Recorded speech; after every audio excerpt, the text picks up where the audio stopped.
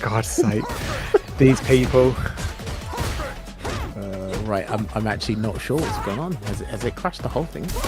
No, I'm hoping that Infectious game. Right, I'm actually not sure. I hope so. I think we are back. No. Alright, if you could stream the Discord stream Yeah, first, we'll get that going. I need to put it up. No worries. If we're live, guys, let us know in the chat. Hopefully we are back in action. It's 2-2! What happened? Oh my god. Well, so all that matters is 2-2 in that final game right now. What did it turn into an 18+ film or something? What happened? Oh, I want to see that. I'm gonna have to go back to the archives. No comment. No comment. You know what the weird part is? Street Fighter actually never crashed, so it was not my internet connection. I don't even know what happened. Right. Either way, we're looking past it and we're getting into that final round for Lex when Infectious was on set point. Oh wait, he's not moving. He's not moving. Okay, he wasn't moving. Okay. He wasn't moving a second ago. Look. The first hit was free. Oh yeah. Beautiful. YouTube did go down as well, so I think it was OBS. Maybe. Aggression. Coming right on through. Here, Gladius, low forward. Getting straight hits now. Ever so important. All he needs is one touch right now to really make it happen.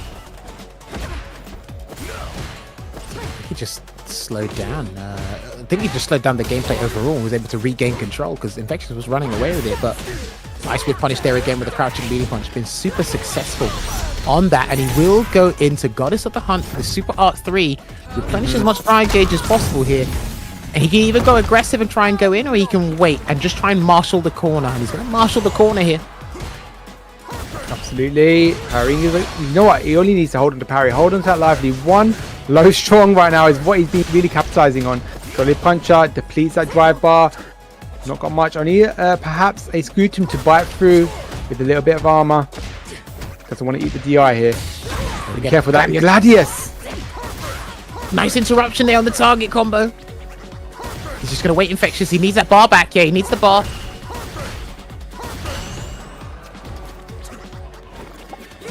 No. Oh, no. You know what? You have to give respect for the discipline. For Infectious to feel flash kick is coming.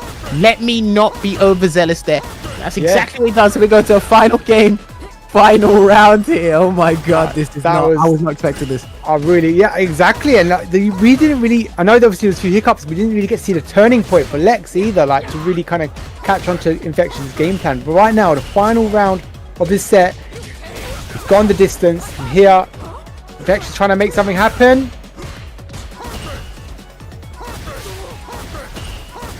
Trying to get the perfect power in the Sonic Boom while slowly encroaching on that space, which is what he's been doing really well. Gets a whiff punish with the standing heavy punch here, and he's got to be careful, Lex.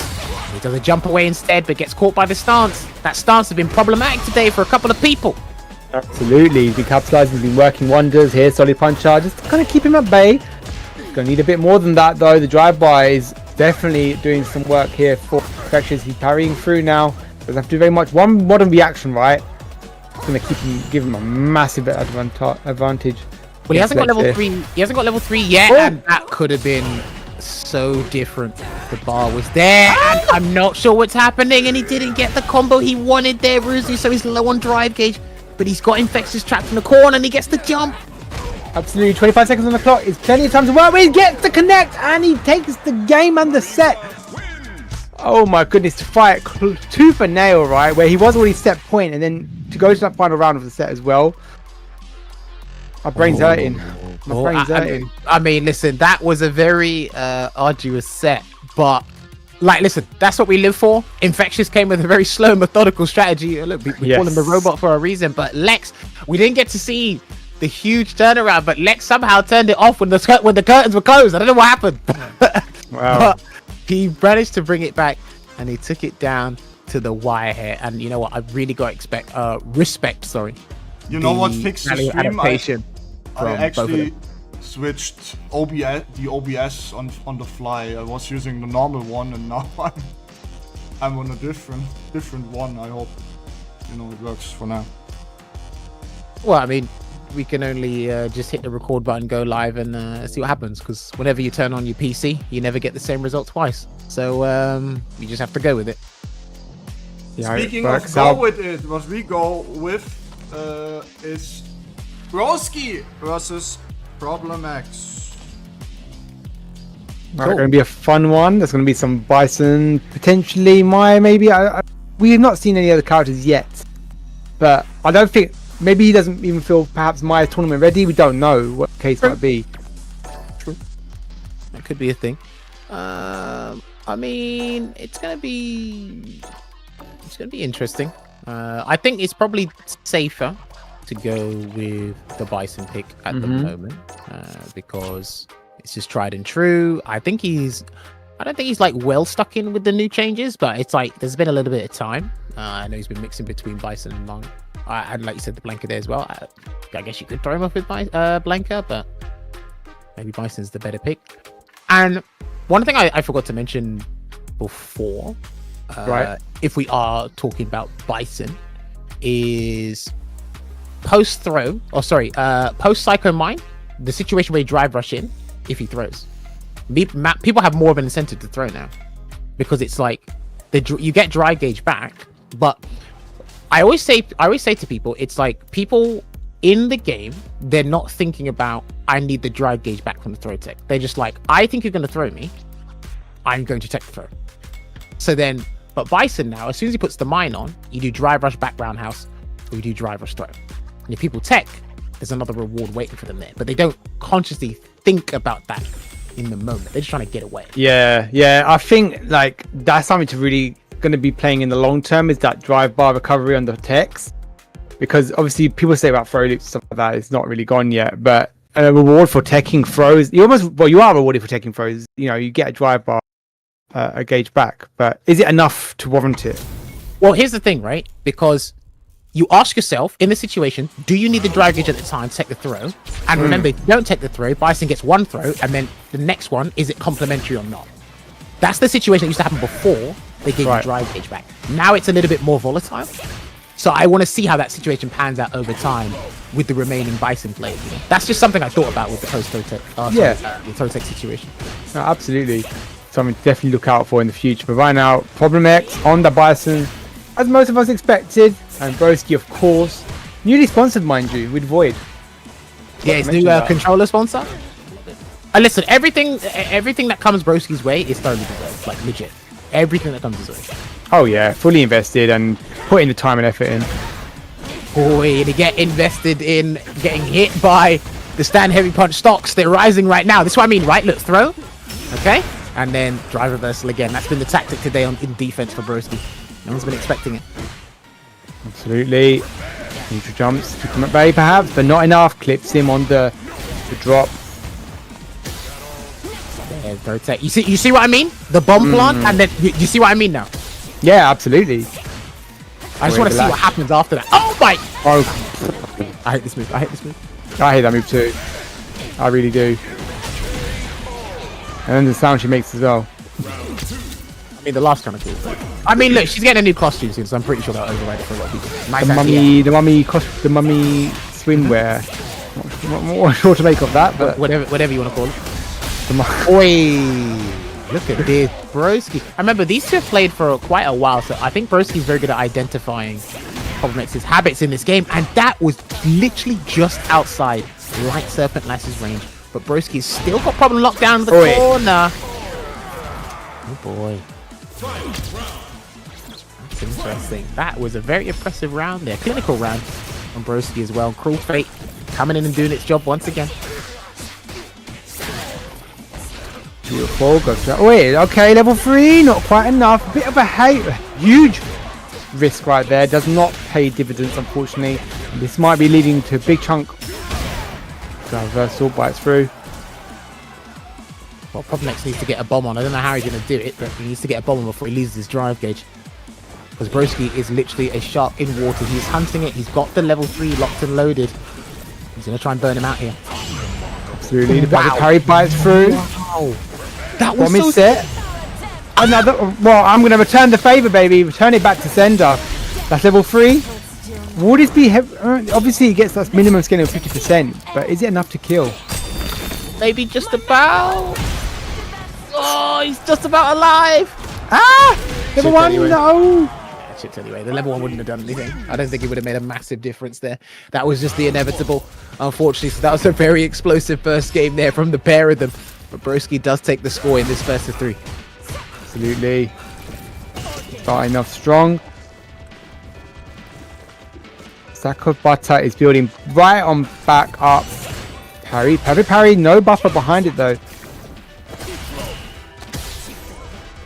I gotta say, Broski's defensive tactics today with perfect parry, drive reversal, they've actually been kind of on point today. I gotta say, the drive reversal been throwing a lot of people off guard. So it's one throw because you don't. You see, and that happened earlier. He took the first throw, then drive reversal the next one. He didn't need the drive gauge either.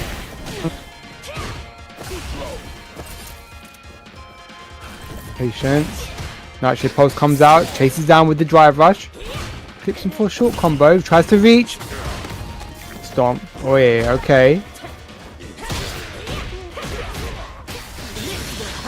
Alright, gonna take his talons to get the burnout here. This is actually a really good spot. So if Problem does wake up level 1 or uses it in somehow, but instead he had the audacity to walk under, and he still might lose the round here, unfortunately. And that's gonna close it out, Chip. Yeah. He had a couple of Serpent Lash extensions via the Heavy and the EX version, but it was a chipped Nightshade Pulse that did the trick. Absolutely. Oh, he gets the entrapment. He's been getting away with that. Oh, he got it. Very nice response. Excellent. And gets the sequence to take him into the corner here. Overhead, and that might be the second game. Yeah, that looks like it's going to be the second game. Won't even lead to level 2 because the combo is going to be nowhere near finished. And boy, Broski solid 2-0 up in this first of 3. Still locking in with Dictator's Problem X here. So this is important, and he already starts up with an anti-AX Cycle Crusher. Absolutely. The perfect parry through comes through once again. Some real kind of prevalent perfect parries that are really working out nicely because it leads into strong sequences and setups for Broski. Nah, do you know what? It's the fluidity in Broski's gameplay with Aki. It's just the smoothness for me. It's like everything just makes sense. It's flowing, like right? Yeah, it's like the pen's not leaving the paper, dude. Yeah. That's punished. That was sick punish. Yo, that was sick. Really clean and nice. Goes to save time. Does parry though, however. Doesn't follow into anything. The trapman doesn't connect this time. And the OD scissor kick's going to connect. The bomb will be applied. And that's going to apply some strong pressure. I like the drive reversal choice. Negates the bomb. Oi! Oh, okay. Alright. Maybe he was expecting something else. Maybe the forward heavy kick. Yeah, he might have been expecting a certain button to come out. That's why he probably went for the drive impact. Unfortunately, didn't work out. Broski looking to take down Problem X. 3-0, this top 8 winner side. Absolutely. Looking assertive, if anything. Gets a clip. However, on Broski. Neutral jump. Oh, no. Doesn't get this sequence he would like. The bomb explodes as he hits the double press nightmare. Another successful drive reversal there from Broski into the knee press nightmare just to keep him caged in the corner. Like he had to be careful not to jump. And he jumped! Brother! He called it. He called it. I really like, though, I was going to call out that drive rush throw because he's been doing that quite a lot and getting away with it. And so I like the level 1 challenge from Problem on that attempt. What on earth was that? Did you see that? I don't even know what happened. I couldn't even explain. Damn, he said what? Who, what, where? Who, what, where, when, and why. Then you got the how at the end. Nice, the lash comes through. Level 3 from Broski. It's on cue. Yeah, oh yeah, I like the spend here. It won't completely burn out, or it won't burn out at all. But now this you've got the pressure. It's a good place to be in. He can do Nightshade Pulse and run behind it, and Problem has to actually punch through it. Like, he has to punch through it if he wants to get out. Ooh! Alright, I see you. Alright, he goes there for the drive impact, but that is an emphatic 3-0 there for Broski against Problem X, and finds himself again winners final, and he's going to be going up against Infectious. There'll be a little bit of something I'll share when we get to right. I can't wait. It's a bit line. of lore, yeah, a bit of lore. Well, some people know it, most people might not. But it's actually going to be pretty interesting to see. Most of Infectious, if not all of his matches today, I'm super interested to see. But again, 3-0 with Broski there against Problem X. That's looking strong. Again, if you are enjoying the World Warrior action here today by UK and Ireland, EU Northeast had their first one yesterday, and their second one will be next week on July 5th. And you can see the times there. If you haven't signed up, get signing up, man. And if you're in that respective region, I don't want to see no Brazilian Kens. Actually, to be fair, some Brazilian Kens are pretty good at the game now, so we can't use that joke anymore. I'm gonna have to come up with another country and Ken player. But the World Warriors they're up and running. Most of the regions have started their first one, coming on to the second one. But EU West, it will be happening tomorrow. I was about to say next week. Tomorrow, 28th of June. There, you can get the sign-ups there. And then, of course, there's another region. What was that? What was that other region they were talking about, Ruzu? The fourth best region, shall we place it at? Okay, Germany. Okay. The fourth best region, which is known as Germany, of course. With Gigi Halliwell qualifying both times, might I add, and winning Hessen Crash recently. Definitely looking to make his statement with a third time possibility, but there's plenty of players to watch out for there. You've got Semi, you've got Yon Angel, you've got Random. Plenty of talent in the Germany region. I can now confirm that we have this week we have sign-up records for all regions I did. Excellent. That's what we want to see. Exactly. Round of applause. The thing is, right, I think it's really vital to always, when you can. I know obviously you can't join every tournament possibly, but do it where and when you can, and take the opportunities while it's there, because you never know. You might be able to cause the upset. You might be able to make it the distance. You know, you might just be performing on that particular day. You never know. Also speaks for the game. We're in year number 3 and actually getting sign-up records now. You know, that means the game is very healthy. I've just taken a look at the bracket, Ruzi. So Problem X he's been knocked down to losers quarterfinal. Right. And if Ending Walker wins, it's got to be Ending Walker versus Problem X. The team kill, as expected. Yeah, it happens. It always happens. I was so gutted when that happened at Red Bull. I was so gutted. Honestly, it was gutting. But the thing is, when you know each other so well as well, it makes for a very exciting set. Oh yeah, of course, for sure. This always happens in Saltmine as well, by the way. Of course. Let's not count Rapid out for a second. He's made it this far, and I've played him a few times on ranked. He's a very slippery JP, but you find me a JP that isn't slippery these days. That's right. Yeah. They have literally all JPs are magicians. You've all got some weird trick that you haven't shown someone, and then it just comes out and it's like, I don't know what that was, but okay. It's all that purple magic, isn't it? Listen, if it works, it works. You just got to deal with it. But I am looking forward to, this loser side, absolute bloodbath. So Broki and Infectious is going to be sitting pretty for a little while, but we need to actually make some people bow out of the tournament in actual fact. So Ending Walker, Rapid, Joker Jokes, and Quiggy. One of them's going to be, or two of them are going to be leaving at this stage. And then we'll see what happens from the losers quarterfinal onwards. Don't forget, tweet out the stream, twitch.tv/Saltmine League. If you want to find out what's been happening today with the brackets and find out how people got to this point, !bracket, and it should redirect you to UK and Ireland World Warrior #1. And I'm pretty sure the Match Arena is still up and running. So if you want to go and donate there, hit !Match Arena, I believe, and you should be good. Absolutely. I think it's pinned in the chat even. Or it was pinned in the chat. Oh, perfect. Yeah, well, I'll pin it now. If anything, right, the next sign-ups are already out as well for the next World Warrior for UK and Ireland. I think all the regions, if anything. So get signed up for both if you're not already. But here we go. Rapid on the JP, of course, versus Ending Walker's Ryu. So, Ending Walker's got actually a pretty decent track record. Oh, well, I mean, if you're going to start off like that, that means you still don't pay taxes in life, and you probably don't care about certain things. You're not in that 20% tax bracket yet, just yet. Oh no. Well, paying his taxes right there is Rapid. That is a perfect to start off with for Ending. Beautiful. That is insane. He walked up and did overhead. No drive rush. I was as well, like, someone in chat's like thought it was an online button check. For a moment I was like, yeah, Ending Walker just walking forward. Wait, okay, if you think that, you haven't seen Ending Walker play enough. If you think that, you haven't seen... like, yeah, but for a second it looked like it, you know. Right. Nah, he knows the strings. Remember, Juicy Joe is on the same team as Problem X and Ending Walker for a time for SFL, right? He's got the knowledge, I'm telling you. I mean, he also likes walking, look at this. passing by his actual trophies. So look at this. What is this? No way. Bro.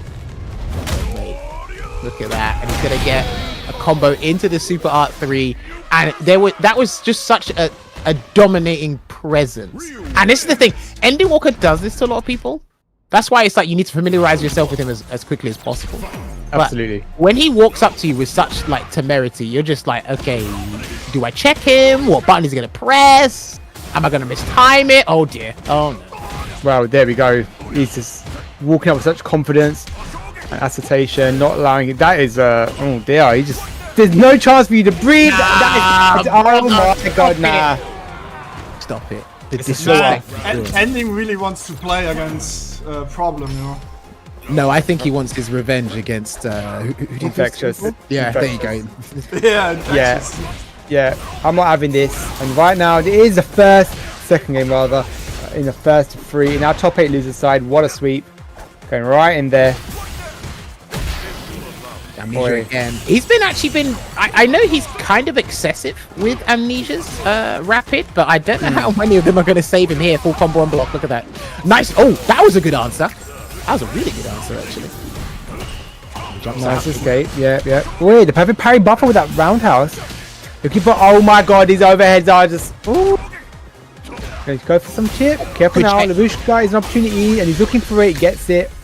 Do you know what? I kind of respect that because I couldn't help but feel crouch medium kick like how Shigeki's Super R3 was coming. So I like that Rapid. I think his crouch medium kick beat Ending Walkers before that subsequent situation. So.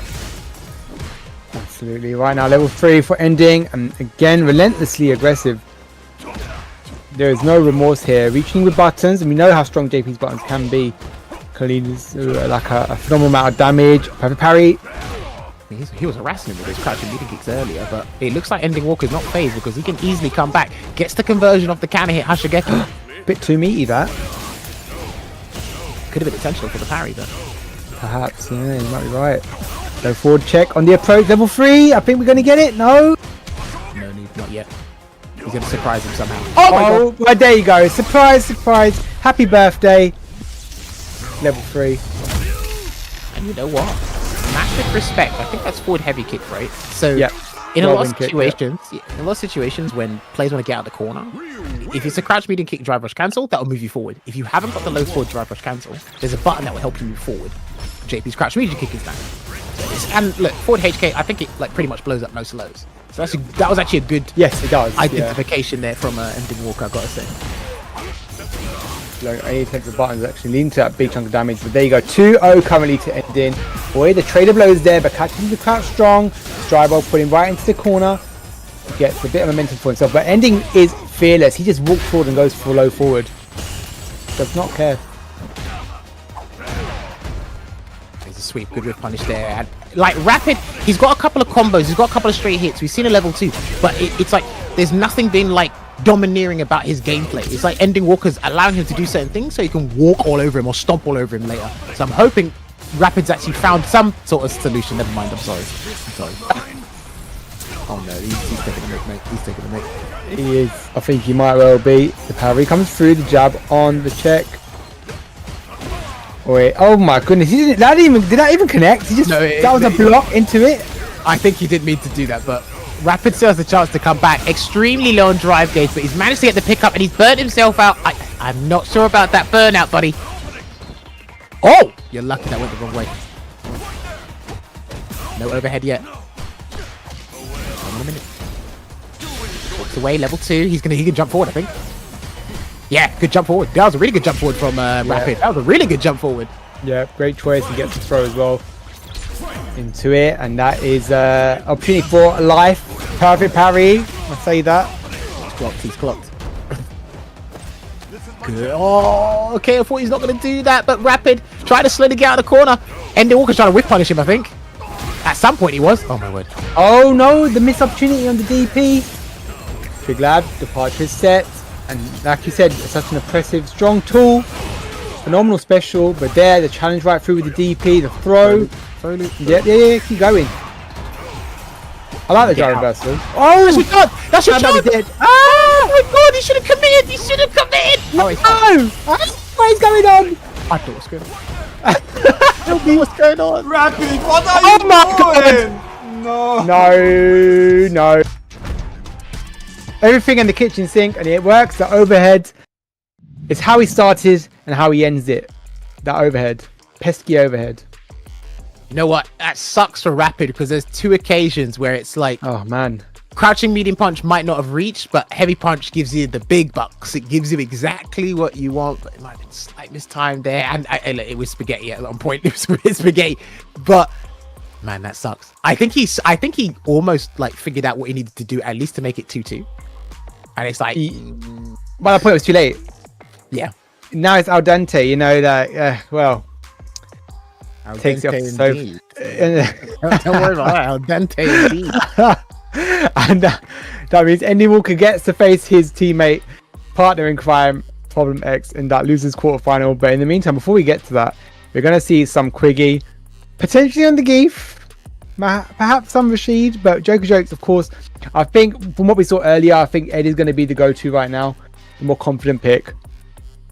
So this is more of a character thing. I still think Ed causes a couple of big problems for Zangief. I know, I think the biggest change, the most surprising change for Zangief was the Hurtbox one, where like everything's just been expanded forward, right? So I think there's 1 or 2 characters that they don't get throw loops on everybody else, but they get throw loops on him. Okay. There's other situations where it's like, oh, there might be more character specific combos against him now. I'm not sure exactly what those are. I know Akuma had one before. Those are very far and few between, right? Because we don't see that as often in this game.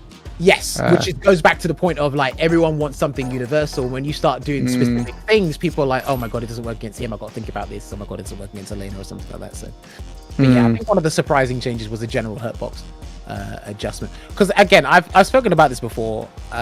Some of the changes Capcom will do in balance updates, you won't expect it. It's not something you'd expect them to do. We're expecting scaling changes, hitbox, hurtbox, damage changes overall.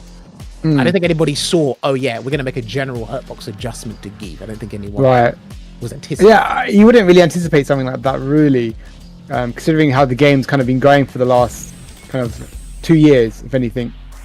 There's a couple of patterns I've spotted, but for the most part, there's always something they surprise me with. Right, I know. Get the algorithm out.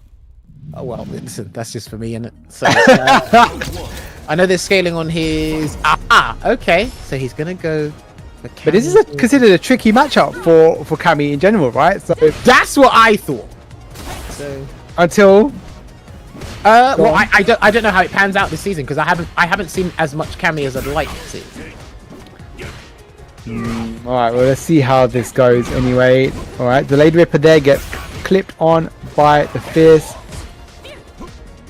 Let's not forget, right, despite all the changes that happened to Geef, he still has one of the strongest pressure tools in the game with Headbutt, one of the strongest drive gauge damage tools. He's still got some good stuff, but I know they nerfed the Oki on one of his throws, like down forward throw. I'm not entirely sure, I'll be honest. He's got like 12 different throws anyway, hasn't he? Pretty much. And I think only 2 of them are useful. I think it's called Spine Buster. I think that's what the throw's called. Spine Buster. Damn. I need that actually. It might help me out. The roundhouse comes through. Double time. And I remember like how much... It does so much work, that roundhouse. People forget how actually effective the zoning tool it is. Delayed Ripper. Beautiful. Ninja smash shot. There we go. Is it going to kill? It will indeed. Okay. Joker being slippery with the movement on the ground, and then of course using the stand heavy kick, the hood heavy kick like you said as well. Again, just make sure as he can stay as elusive as possible and make sure Quiggy doesn't get too counter, because we haven't really seen stand medium punch from Quiggy. It's just been charge heavy punch, couple of lights, maybe the medium kick. Well, that stand medium punch is actually a phenomenally... Oh, there we go, speak of the devil. It's a very good target combo, does a lot of damage, quite easily confirmable. And it leads into a big sequence that you can freely follow up with. Nice sequence right there from Quiggy though. Around to him. Yeah, just bulldoze your way in. Sometimes you just have to bulldoze your way in, and then everything will actually kind of work out for you. Oi! I like that. Right. SPD. Another one? No. Ooh, good blocks from Joker. He's lost a lot of dry gauge in the process. And remember, hard work gets rewarded with hard work. And he's going to go for the Cyclone Lariat here. He's going to go for the full thing. He might have to do the Russian Slam. And he will do the Russian Slam. He's going to get some Oki. Joker's burnt out, but he still has options, Ruzi. Absolutely. He dashes right on forward, fearless as ever. Wants to fight his way out of the corner. The short does not get confirmed. Oh, wait. What are you pressing? Nah. You know what, right? I've seen Joker Jokes confirm stand short into level 3 before, and I believe there, I'll be honest. Not quite enough. I thought he was going to get stunned earlier with the way Quiggy did the DI. He almost got ricocheted off the wall to get the stun, but... Oh, are we doing this again? We're doing this again. And I think it's the right choice, quite frankly, even though he looked quite good there with the Cami. But I think Ed is definitely the established choice right now. I think it's almost like don't give up the game in order to test out your Cami. To stick with the Ed from the get-go. We can only have disadvantage. True. It's temporary, but we can only kind of speak about that in hindsight when the set's over. And it's a hypothetical. Should he have gone with Ed from the start? Yeah, for sure. I just think his movement's different with Ed, obviously because he's a different character. But I don't know. I just think there's something more, like more solid. Can definitely see that. Alright, checking with something. The flicker comes through, gets a punish counter, knocked down. Oh my goodness, just fearless on these buttons. Oh, reset into the SPD. Nice, looking good here for Quiggy. And then that's a sweep. That's like -9 on block in that situation. I love that DI on reaction here. And he will go into the Psycho Blitz and not chase him down. He'll pull Geef to him instead. I like that choice. Definitely. A mid-screen battle right now of wits. Level 2 on both sides here. With the chop. Oh, here Quiggy's making a few choices here. The roundhouse. Rather, the fierce comes through, not the roundhouse. Sorry. That is the heavy SPD, is it? Yes, it is. Please, that life bar. Just like that, Quiggy runs away with that round. Oh, he's looking to go 2-0 up here. Regardless, and a clean jump over the Psycho Flicker. And that was beefy damage into the EX Lariat. And yes, cancel. Yep, you can't walk away from that. Oh no, this is not looking good. This ain't looking good. Where's the SPD? That's some Kung Fu Hustle stuff right there. That's dead, I think. No! There's a convert! Side switch? We do indeed. Level 3? No! Well, I mean, a level 3 came out. You just didn't say which side it was coming from. Oh my god. Well, Quiggy, he was churning some real butter out there. I wonder if it's unsalted. Hey, I use that for my cheesecake. Thank you very much. Hey man, make that biscuit base. You need unsalted butter. You need it. You do, you do. Get the ghee out, you know? Right. 2-0 up in a flash. Quiggy looking really good here. And he was actually thinking whether he was going to enter to make top 8. And here, 2-0 currently in that loser side against Joker Jokes. Looking to get into 5th, 6th territory. But you know what? It's like Quiggy sometimes it just sounds like he's highly unmotivated to play this game. Like he'll play it sometimes, but more times than not, it sounds like he's just highly unmotivated. Always shows up for World Warrior, does great results, and then goes back into the void. Leaves. Yeah, he likes his little void, yeah. It might be to prove the point, it might not be, but as a matter of fact, right, that Quiggy is a very consistently strong player anyway. Fundamentals were clearly there, and of course on the Geef. Right now, Joker Joke's fighting right on back, leading that fierce, boy. By pocket comes through, yeah, the fierce gets perfect parry though. We've seen a few excellent perfect parries from Joker Jokes in this tournament so far. I'm gonna get the pick up here into the Psycho Flicker and set up some Psycho Sparks away, but he got knocked down. That's all he needed. If that connected, you were done, my friend. He's trying to bait something, and oh dear. Oh, he's not dead. Ah, the lariat. Oh my god. Set point for Quiggy. Rare footage of Zangief chipping someone. You never see that. That's actually not the stage music. That's the Street Fighter 4 Zangief theme. Oh, well, you can't get better. I mean, we can't hear the music on our side, but that is one of my favourite themes actually ever for Street Fighter. Get the saxophone out. Cancel that crouching heavy kick. Joker's actually pretty good at using the crouching heavy kick. Well, most Ed players are because they nerfed that medium kick, but it's still pretty hard to whiff punish there. We saw a crouch heavy kick there once again. No DI or anything. So he's going to get a conversion, spend some drive gauge as well, and he will use the Psycho Chamber because right now it's imperative that he has healthy drive gauge to work with here, Ruzi. Absolutely. Plenty of drive bar. But here, you really need to accept. Yeah. Beautiful. Oh. Reach them toes. Alright, sometimes in these matchups, like Geef is just gonna jump, so you have to allow him to walk forwards and jump. And just anticipate. Yeah, exactly. Quiggy applying on some pressure. Oh, what did he press there? He missed it. Did he go for an aerial SPD perhaps? Or I'm not sure. Either way. Oh, good backdash. Oh, and he's burnt out. No! I don't know what he tried. Did he try a reset to a throw? That was sneaky of you, my friend. Oh, dear. If that was a reset into a throw, you're gonna pay the price. Someone's gonna pay the price. Who's gonna pay it though? Oh, dash. Oh! Dragging closer. And if anything, Quiggy's got his drive bar back now. We've seen how he's been using it just like that. Offense upon offense. Waiting for his moment to shine. No! Wait, you can't use that button. Hang on a minute. He's gonna get a DI anyway. I'd save the level 2. Oh my god. Oh, no, he's gonna spend, yeah. Will he go for the flicker? Not gonna get much out of that. Okay, he has to stay here. Like, he's got to be very careful because all Quiggy needs is one jump. But he hasn't got enough drive gauge to kind of cushion that jump if he needs to get a conversion or anything. But yeah. Oh, what the hell was that? Well, that? I'm not even sure, to be honest. He's just working wonders there. Is Joker Jokes gets a game on the board, keeps himself alive in the set. Yeah, a little bit of scary situations there, but somehow making it work. And again, the pace of his gameplay hasn't substantially changed, but landing more consistent hits, being a little bit more, yes, there, he's adjusting the space into a couple of things. I think he's comfortable with what Quiggy's throwing out there, and he will get the pickup from the Psycho Flicker, the charge version. Yeah, there you go, 4 HP. Oh, nice backdash. Yo, his backdash and jumps against Geef in this set have actually been absolutely excellent. And the shimmy, or the backdash, I should say. He's moving, Ruzi. He absolutely is. Nice. Flicker forward. Of course, regains a bit of space because of the parry hold. Alright, level 2. Coast to coast now. Taking to the corner. No, he hasn't learned it yet. Okay, that's fine. He hasn't learned the decent combo or something. Oh, yeah. The thing is, right, you just exert the amount of damage you can in that instance instead. Nice touch. Will it? I don't think it will kill, but okay, nice. To go for the extension. Pull him in. Throw. Yeah, exactly. Oh, is that gonna be? No. Oh.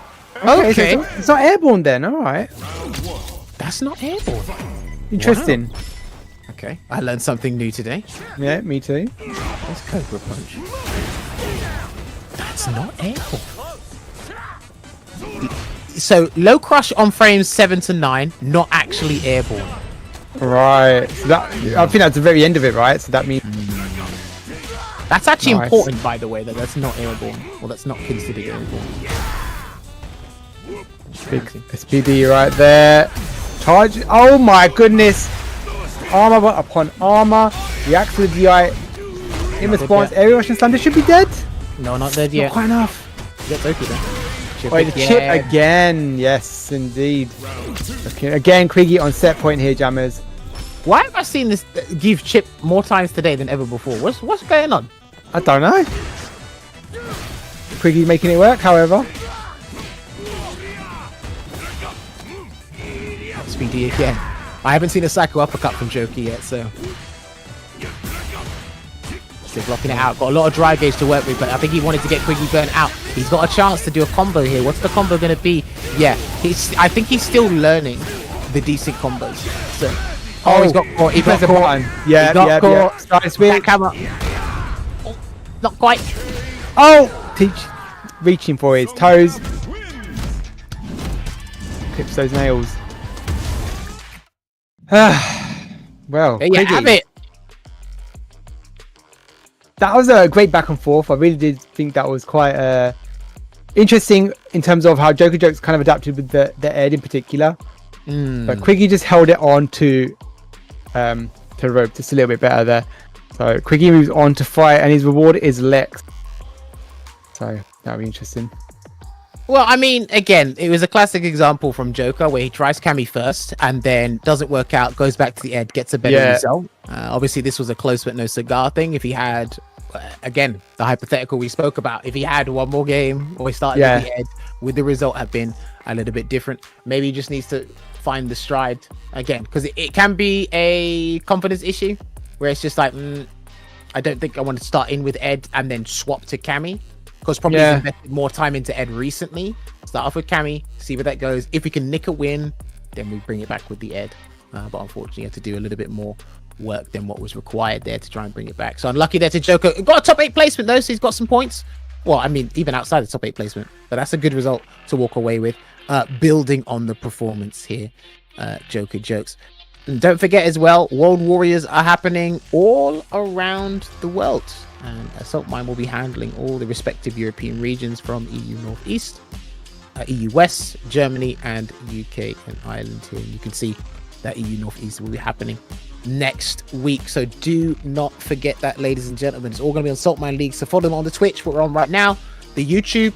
He does stream on YouTube, Ritus, and of course, follow the Twitter so you guys know when the guys are live. Then you can see EU West #1 will be starting. So all your favorite guys, Takamura, Garnet will be there. I'm trying to think. Zerna will be there as well. Listen, they've and some of the players in the US, they've been stepping up like pretty well recently, so there can actually be a bump in the road for a couple of the guys. Absolutely, they might do well. So looking forward to seeing how that pans out. And even like the progression of some of these players, right, throughout the year. Like we've seen Gaming really evolve. Salty Kid go to Capcom Cup last year.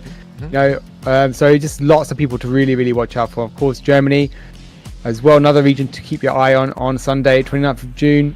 We've got a whole week of Street Fighter 6 action for you lined up. So don't forget to tune in tomorrow. And of course, you can get signed up for the next UK and Ireland World Warrior. It is on July the 12th. Oh, damn, that's pretty soon. 2 weeks away. Yeah. Not far at all. All right, it's going to be some great action. So you've got 2 weeks to train up and deal with any issues that you've had to deal with, or any run-ins. Maybe perhaps this particular character or this particular players kind of caused you a bit of trouble. But in the meantime, right now we've got the top 6 action here, Jammers. Yes, we do. Our 6 remaining players are as followed: Infectious, Broki, Problem X, Ending Walker, Lex, and Quiggy. Now, obviously, Lex has qualified for Capcom Cup before. You've seen him there. Ending Walker has been in the Capcom Cup before. He wasn't there last year, but he has qualified. Capcom Cup 10, sorry. Problem X won the LCQ. Coming into that was actually our very last LCQ for a Capcom Cup. But again, he is he's not unfamiliar with that kind of pressure and environment there. And of course, Broki was our UK representative last year at Capcom Cup. Looking to do that again, but Infectious. Yep. Some people might think he's the thorn in the side. Other people might be saying, hey, the robot de-rusted and deactivated now. I don't know if he's gonna update his JPEG image, but we need to see his facial expression, but we'll see. But we continue with losers quarters first. Mouse Problem X versus Mouse Ending Walker. Well, back at it again. The menacing duo. Saltmine weekly match. Yeah, it would be fun. There's of course partners in crime. We're going to be very interesting because endings usually had the upper hand when these two fight it out. But you know they're gonna know each other's habits. It's gonna be. Sorry, I was very far away from my mic. I was. Damn, my ears. Thank you. Yeah. This comes in and said, I was really far away. I was like, damn, okay. I was super far away. Right now, Problem already defeated in health. Good sweep there to catch him. Dry rush approach. Excellent tech there. So yeah, if there's anyone who knows Ending Walker's habits, it's gonna be Problem X. And these guys like speak almost every day about this game. They're practicing way more than most people are in this game. Like you said, they travel together. They've done a tier list together recently, which Problem X tried to fabricate a timeline where Bison wasn't good enough. He was definitely fabricating a few things. Let's put it that way. But we shan't discuss that now. No defamation on stream. Wait, the beautiful neutral jump there, that is gotta hurt. Oh my goodness, he actually could have even gone for an extension there. Beautiful overhead, link to anything else here. Another throw. Perfect parry on the jab. Uses the bomb over the back throw. Interesting. He chose the bomb over the back throw. Unfortunately, it didn't work out, but he probably would have got a free throw there anyway. To try and build the momentum there, Ruzi. But either way, game 1, ending Walker. Yeah, rather speedy first game actually. Drive reversal, get off me, bro. Don't touch me. Out of my personal space. Doesn't that sound short? Really effective actually, that Bison, you know, just for kind of checking any approach. Well, I mean, usually what we're seeing in... Oh, okay, and he's gonna get the punish counter on the Psycho Crusher here. Charge up Denjin, and then, yeah, you know what? I'm seeing a lot more people start to jump or do some sort of movement. Because the replays are gonna commit to the amplified Hashigeki. So you might have to try and move. Get a free punish counter. Boy, there you go. Meticulous spacing there. Gets the sweep on the knockdown here. And then that's going to put Ending Walker in prime position to go 2-0 up in less than 5 minutes. Punish. Oh. Definitely reaching here. Problem, giving a bit of trouble here. Nice. Oh my. That's going to be punished, yep. Response is a sweep. Goes for level 1 wake up on the attempt of the throw. And level 3 here for Ending. Could certainly take the round right now with the low forward opportunity. Playing a bit of the fireball pressure. Oh no, that's dead. He's actually been highly... It's going to be, yeah, level 3, sorry. Going to be the Shin Shoryuken. But Ending Walker has actually been showcasing, especially in certain areas where Problem might be desperate for a knockdown, whether it be by the regular sweep or the slide. And this is what we talked about before, where Ending Walker will have a little bit more knowledge on Problem X's tendencies. Case in point, he's able to snuff out his, like, maybe that's a round start one, but he's able to block just in time against the slide, and it gives him free damage if you can identify that as well, Ruzi. Yeah. Where'd the neutral jump? Not much on that.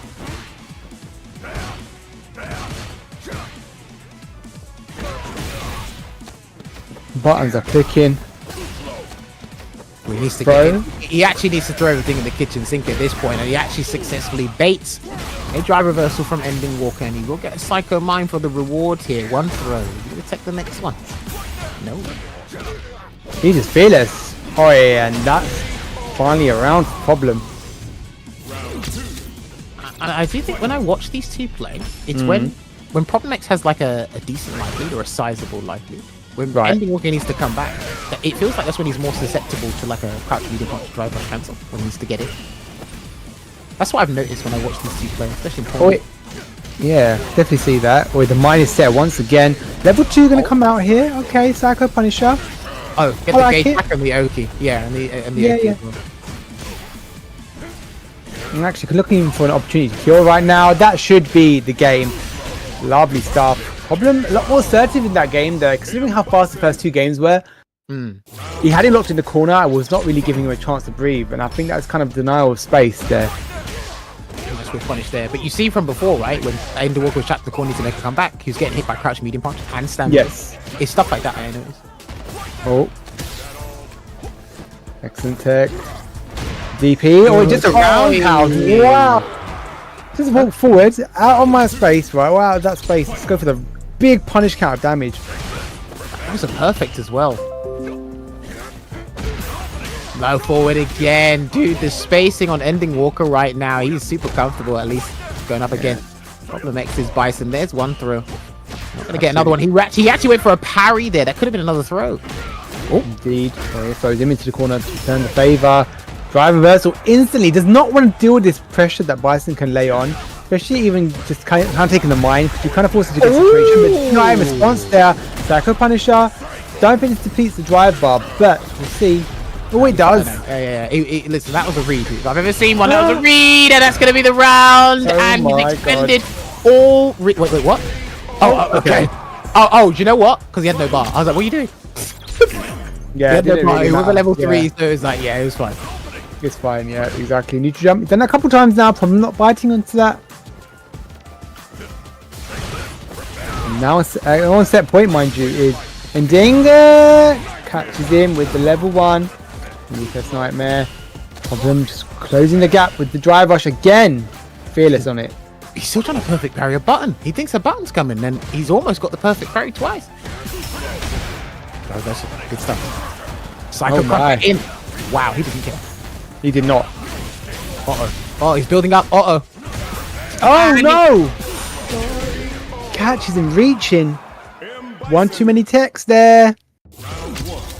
And that's 2-2 just like that. Jammers, this is quite a turnaround. Listen, anything can go. Anything can go wrong. Anything can go right. Tension charge activated again there, and he thought an empty jump was going to work, maybe against a parry from Problem X, but because of how tense things are, but he's not falling for it. Throw tech there. This is what I'm talking about with the drive gauge, right after the bomb. Absolutely. Oh no! No, not like this. Oh boy, no. Wake up with something. He might try to, but takes a throw. The bomb is still there. Will he parry through? He takes the clip of the bomb. It does explode. And now Problem, all of a sudden, on set point. This has been such a fast set. Dude, he was 2-0 down. That was a Jaguar trapped in the corner. And he said, nah, I'm bringing out the fangs, rude boy. You are not defanging me today. Drive reversal. Keeping these claws right here. Oh, in again! That is gorgeous. I love that. Might be level 3. No, doesn't opt for it. He didn't have level 3. He didn't have level 3 at the time. No, I think he could have gone into DP perhaps into level 3, but yeah. But regardless of that, they're both sitting on level 3 here, Jammers. On the final round of this set, this has probably been the fastest set so far. Drive rush overhead. All the distance. Someone drive rush overhead. Oh wait, yeah! Speak it into existence, and it does occur. Unfortunately, it doesn't connect. Someone tried it! Oh my god! He's gonna try again. I promise you. Do it again. Wait, drive reversal. It's been his go-to. Has ending level 3. Get suspend. Oh, this might work out. Problem. He can't wake up with a super here. I think he's gonna have to firm this. But the problem is, ending walk can catch you, burn him out. Oh! Jump in! Ah! Is it gonna kill? Yes, it will. Oh my goodness! And to make it the distance as well, Jammers. Problem turned that around, but just clipping at the last moment with a huge jump in. Well, I mean, look, that was an explosive set from start to finish. We saw Ending Walker literally run away with this, and we thought this was going to be maybe a solid 3-0, 3-1. Problem X was back against the wall. He said, look, let me show you who's been helping this guy and traveling with him along the way in these events, right? Remember, Ending Walker came second place at Red Bull Kumite earlier this year. So ever since that loss, he's just been going on a rampage. But Problem X is like, look, calm down. I'm showing you what's up. And he almost was able to get it. But I think for me, one of the standout things there from Ending Walker, and this is confidence in playing over time, over a long period of time, is when Devil's Reverse happened, right? So as soon as the Shadow Rise, as soon as he turns it into Devil's Reverse, that's when he's dashing. He's not dashing before. Yes. He's waiting for him to switch trajectory, and then he'll dash under and wait for the heavy kick. That is supreme confidence if I've seen that. So really love that stuff there. Yeah, definitely. I think it's just good understanding of the matchup and, recognize the opponent and how they're kind of changing the momentum of their moves, things like that, because that's what it can do, right? They change the momentum. But good understanding of the matchup, great, fantastic play. Unfortunately for him, that means he ends up at 5th place. But Ending Walker looking to make the run happen. We'll see how that pans out because he wants to get their revenge, I think, like you said, against Infectious. Well, listen, these guys, they keep playing, they keep traveling. I think the next event they're going to is the mix-up because Ending Walker is qualified for Esports World Cup. Problem X isn't, so he's still going for it. Because remember, Problem X was there last year off of the DreamHack Dallas runner-up, I believe. Okay. So he's looking to qualify for that there as well. Probably has to polish up the Blanca, maybe whip out the Mai here and there. We'll see. But again, the competitive season for these guys, they've got the capital to travel, they've got the mindset, they've got the hunt, it's all there. So I think they're completely fine. Absolutely. And with this World Warrior, 5th place, not ideal, but we can build from it. So yeah, absolutely. I mean, you've got 4 more World Warriors to work with to get those better standings anyway. And of course, the top 3 matter, top 3 count. So we'll see how that pans out. But anyway, Lex and Quiggy will be up next for us in the losers quarterfinal. We're making it the distance right now. This will be interesting because in lobby chat to Lex, I'm getting you back for Japan. Lex. Oh, okay. Wait, you're getting who back for Japan? What? I think Quiggy's gonna get Lex back. Quiggy said to Lex, I'm getting you back for Japan. So maybe he lost to him in Japan. Oh, was that must have been CPT last year? Maybe. Well, we were all in Japan. Maybe. We'll see. Oh, wow. Yeah, okay. If you're gonna get him back for Japan and you're gonna start off like that, okay. Oh. I'm sorry. I didn't mean it. That's the way to do it, I guess. Lovely stuff to start off with. And Quiggy, we saw do phenomenally earlier, right? In his set against Joker Jokes. And looking to set a statement against Lex now. It was a nail biter with the Joker Jokes 3-2, but yeah, there was it was brilliant moments there from Quiggy, but good start.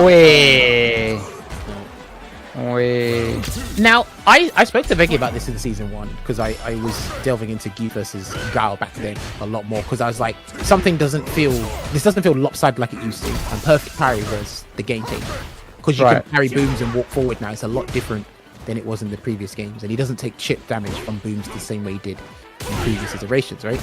But it still gets a little bit frustrating over time, and because there's been a couple of changes, more nerfs to Zangief than had been Guile. I don't know how the perfect parry change will affect him. I'm not sure about the other system changes, but it's like it can still be a little bit difficult to get in, especially if you're trying to go for no context jumps, you know? Yeah. Big flash kick once again. Misses that opportunity there, unfortunately. There's definitely the face. The lariat comes on right on through. Oh, could have got a... No, too far. Oh, no flash kick. No, I don't think he had the charge. Yeah, I was going to say, yeah, he was walking back there. Normally we see quite if he hasn't got the charge, he normally goes for the stand medium kicks, which are really effective. He's been very good at using. So not even a response there, unfortunately. I'm surprised he was willing to even stand there, because that would have potential to take the SPD too. I don't know if stand medium kick as an anti-air works up close. I know it's an excellent far anti-air, but I'm not sure about up close. So. Yeah, right. There you go, crouch fierce, there you go. Crouch fierce is the answer indeed. Perfect parry. Again, yeah, just walking in, and at some point, Quiggy's going to have to take a risk that he doesn't like. But, as if he doesn't want Lex to kind of overthrow him. It could be a charge heavy punch, could be a DI. But we'll see. I guess to identify what Lex is pressing comfortably without too much worry, and then he'll probably commit something big. Okay, no level 3, doesn't opt for it. Could have got a CA, but Drive Rush is right in. This is a bit fearless. Got the fierce to charge through with an armor. Well, now, yeah, all he can land now is a level 3. If he wants to win, he needs to land at CA level 3. Solid punch does a world amount of chip, though. Look at that. Godly amount of chip. Discipline. I swear I saw buffer in there for level 3. Oh, hang on. No! Wait, what did he... I think he was a bit too early on that, perhaps. I'm not sure. I assume he wanted to do the 720. Is that right? No, because you couldn't cancel though. You need OD Lariat, right, to cancel into yeah, but he did level 3. He did like grab came actually out, right? Yeah, command grab came out. He didn't like kick into the command grab. I think he wanted to do perhaps a delay into the command grab, maybe a bit too early. I'm not entirely sure. Well, only he knows, and only he's frustrated. So. Yeah, and I can imagine him shouting at the screen like an old man that he is. Quiggy, come on now, let's see what you got. It's quite a tricky one as well, because Guile can definitely play the lane game, right? Keep you at bay the entire time. Excellent anti-air once again. That's what we're talking about with the far end. Again. Yeah. Because after a certain point, walking forward and trying to parry booms is not going to work. Like, mentally, it's not going to work, because you're going to get bored, to be honest. So you're going to have to try something else. Nice job. There we go, Ian. There we go. This is what you want. There we go. Looking a lot better here for Quiggy. Gonna get some Oki here as well, but respected Lex's wake-up options and still locking him down in the corner, but Charge Heavy Punch only has 1 hit of armor. Absolutely. Oi, that's what we want, baby. Better. SPD, yeah, definitely. The initial hit for Zangief matters. Like, even if he's at a deficit and has to build momentum, or he gets the first hit, the initial hit significantly matters, because that will kind of be game-changing for you down the line in a matchup like this. Boy. When he throws on that button, he gets so... Well, okay, level 2, right. Let's see what you got after this. I wonder what the sequence is going to be. Will he dash forward 2? Alright, just a lariat sequence, pushing into the corner. Flash kick connects though, however, on the reversal. Oh! I like this. Yeah, I can agree with this. The drive gauge reasons mainly, and he can kind of make Quiggy play around that 1 bar drive gauge. Yeah, if he really wants it. Oh, absolutely. Oh, connects with the throw though. Yeah, it's about having all that space as well. And like you said, drive bar recovery, the overhead, the bullet magnum comes right on, bites him in the dome. Lex now 2 games up here. I wonder if we might see a switch up from Quiggy, perhaps, but I don't think Rashid is any better in the matchup personally. No. Well, I know Rashid does pretty decent against Guile nowadays. Okay. I mainly watch it through Gachikin, to be honest with you. Right. I think just he's better for Quiggy in this decision. Just lock in and stay in. Big flash kick. Gotta be careful with the jump-ins as well, because if Lex is ready, we've seen how effective he is at anti-airs. Walking him down. Happy to trade a bit of health in that drive bar. Excellent tech there. He still can't find the hit that he wants. Like the ideal hit and the ideal knockdown. Quiggy, this is difficult because he's probably going to jump again. Yeah, he's probably going to jump again soon. Oh, the DI trying to force a response. I like that he just held on there. Sonic Booms bites through there. Lex now on set point here, Jammers. It's been a bit of a tricky one here for Quiggy. Sure. But there's been multiple reasons for that, because he's taken too many Sonic Booms, and then when he tries to avoid a Sonic Boom, it's the classic, like, trying to get in on Guile and being frustrated. So the frustration is coming out. That frustrating meter must be maximum on Quiggy's end. Yeah, even some of the jump-ins, you can see they almost jumped out of frustration, like that, you see? Like, I want to close the gap, I want to get in. And he hasn't done like a no context DI to try and anticipate a Sonic Boom or something. He's gone traditional ways that are safe, and that's going to be the round, unfortunately, because he will use the crossfire somersault to close it out in a solid fashion and take it 3-0 here over Quiggy. Well played, Lex. Absolutely solid stuff there. Quiggy making an excellent run though, however. 5th place for him, and he was on the edge. He was even contemplating whether he enters. So to make it the distance out of how many people entered there? 125 people, and you made 5th place. Phenomenal showing from Quiggy. So good to see that, and he was a top 8 regional qualifier last year as well, mind you. That is true. I think sometimes I think it's bad advice, but I kind of tell people sometimes it's like some people overthink this game, and it's like, don't overthink it. Okay. You'd be very surprised at what happens. It's like, oh, I struggle in this matchup, which is a completely reasonable thing to say, or it's I haven't practiced. I'm like, look, there's drive rush cancel. Most of the time we're going to be in strike throw mix. There's no strategy behind that. It's just pick a button, do a throw, backdash every so often, and remember your combos. Wake up level 3. I think it's fine. You'd be very surprised as to what happens in Street Fighter 6 when you don't overthink certain things. You're trying to be smarter than you actually are, perhaps. You know, that's what I want to give a short shout out to everybody who is watching us right now. 800 on Twitch and 350 on YouTube, plus, you know, the 5,000 or so who are currently restreaming and watching on other streams, you know. Thanks for watching, tuning in. Hope you're enjoying the show. I certainly do hope you're enjoying it. I think it's a phenomenal showing from UK and Ireland. As the season progresses, right, for this World Warrior, because I think we can definitely see some other names that are going to be hitting that top 8 perhaps in the future as well. If we go back as we said, are we going straight to winners final? Is that right? I believe so. Yep. Cool. So as we set that up, right, just look at the top 16. Shax, Muscle Noob, Soundboy, the Terry, Zalis, ISDD, Rapid showing up today. It's like you can have like consistent 4 or 5 names, but then there's a bunch of other names. It's like on any given Sunday. Well, I mean, we're on a Friday, but yeah, on any given day of the week when we put the World Warrior on, one of these guys could surprise you and then place 4th, so on and so forth. So, like, again, it's a lot of this stuff can be up for grabs. So it can be hard to tell, especially with Infectious back into the mix in this late stage, because like we said before, he's entered World Warriors but didn't make it as far. But now if he's shown up in a top 8 or at least top 3 here, because he's winners final top 3, it's like, okay, now he's back in the mix. Now people got to go, well, Infectious is playing, so they got another person. They got to study Infectious again. So well, there's even thinking like we lost Rain Pro, we lost Hurricane, but there's people that have come from other regions perhaps, or people that have come back into the mix, like you said, with Infectious. We saw Moz, of course, a top 8 qualifier for South Africa. It's people that could come out of nowhere. Throw a spanner in the works, right? Do you know what's funny? It's funny you mentioned Rain Pro, because I believe he actually did win his first. Yes, he did. So I'm just like, okay, nothing's changed. Well, I think most of these guys are probably thankful that he's not here. They're one less person to kind of worry about. I mean, listen, this game is very problematic if you don't do your homework. I mean, he used all his skills he learned from Europe, you know, winning. Yeah? Listen, That must be it. I've always said this, right? Because some people don't believe me when I say this.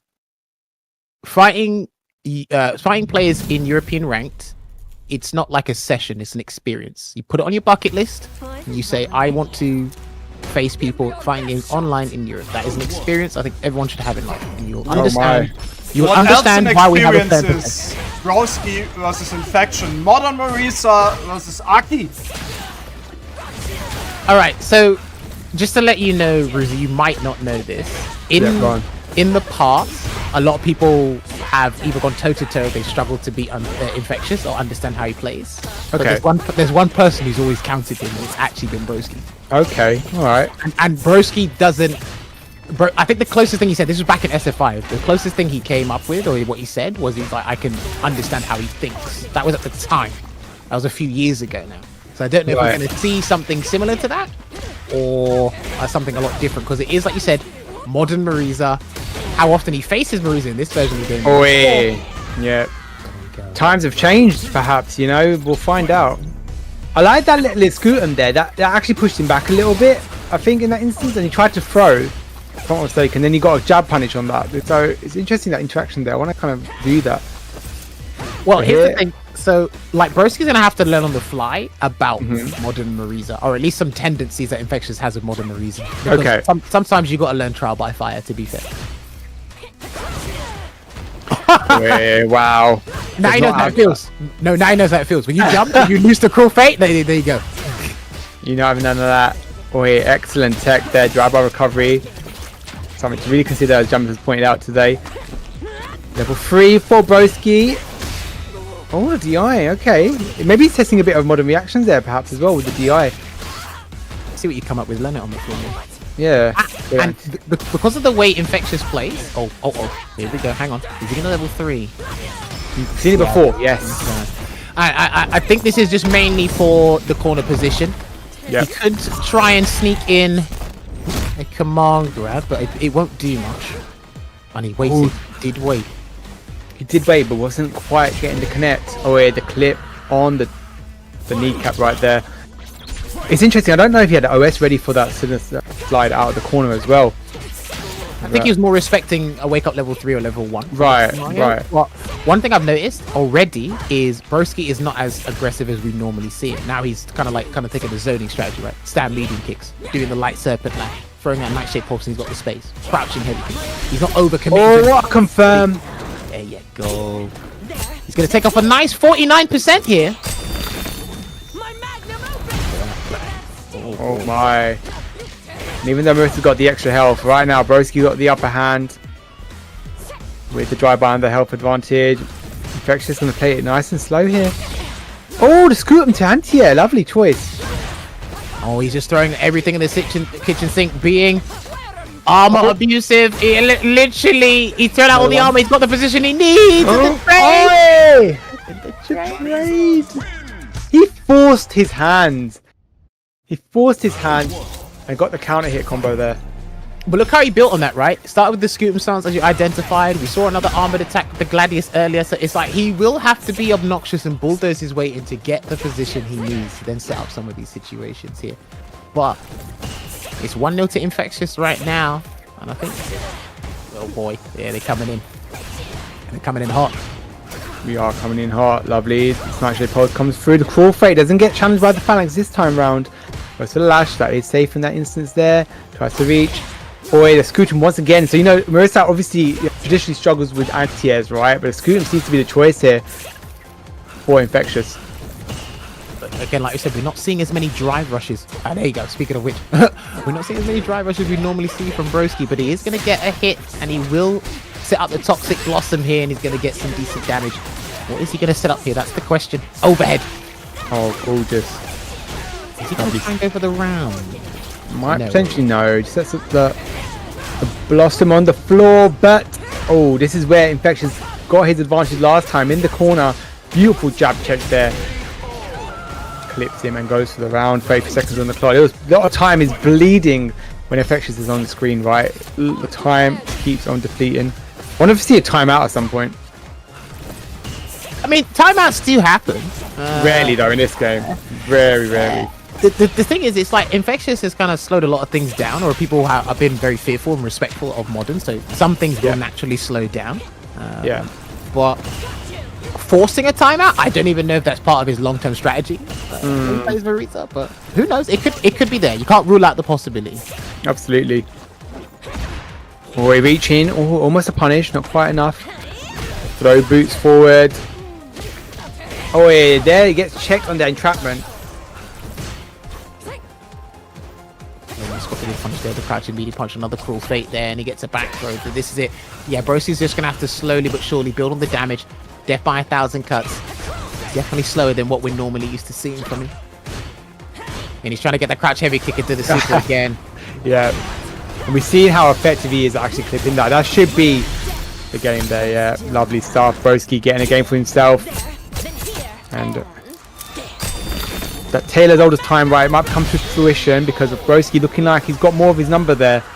It's halfway through those 11 digits. Yeah, I'm actually surprised when I was looking at some of Aki's changes. I'm surprised they didn't add any additional scaling to crouching heavy kick because of the damage or the mileage you can get from it. It's massive, isn't it?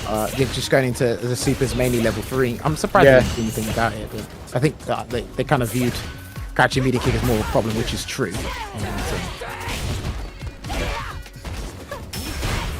Alright, he identified it. He must be paying attention because that driver verse has been hitting everybody today. So it has. Picked up on it, a throw again. Infectious, not letting up, gets checked with the jab this time. Driver approach, the throw to boot. Now, Broski fighting right on back, gets on the Blossom. Oh my, and the throw to boot. Alright, 2 bars apiece here. And then overhead again. That's like it's probably the second or third time an overhead's connected on Broski's end, which is pretty good. I haven't really seen an overhead from Infectious using Marisa, to be honest. Not really, no. Unless she loses that. I can't remember if she does, but I don't imagine she does. She gets 3 options, right? She gets the command throw, she gets the sweep or the low. And she gets obviously the overhead, so I do wonder. So we don't see many modern Marissas. Perfect there from Infectious as well. There you go. Alright, string of pressure here. Excellent tech again. So ready for these throws. And he tries to reach with that crouch. It's a roundhouse rather. Right, so Art 3 is going to pop him in the corner.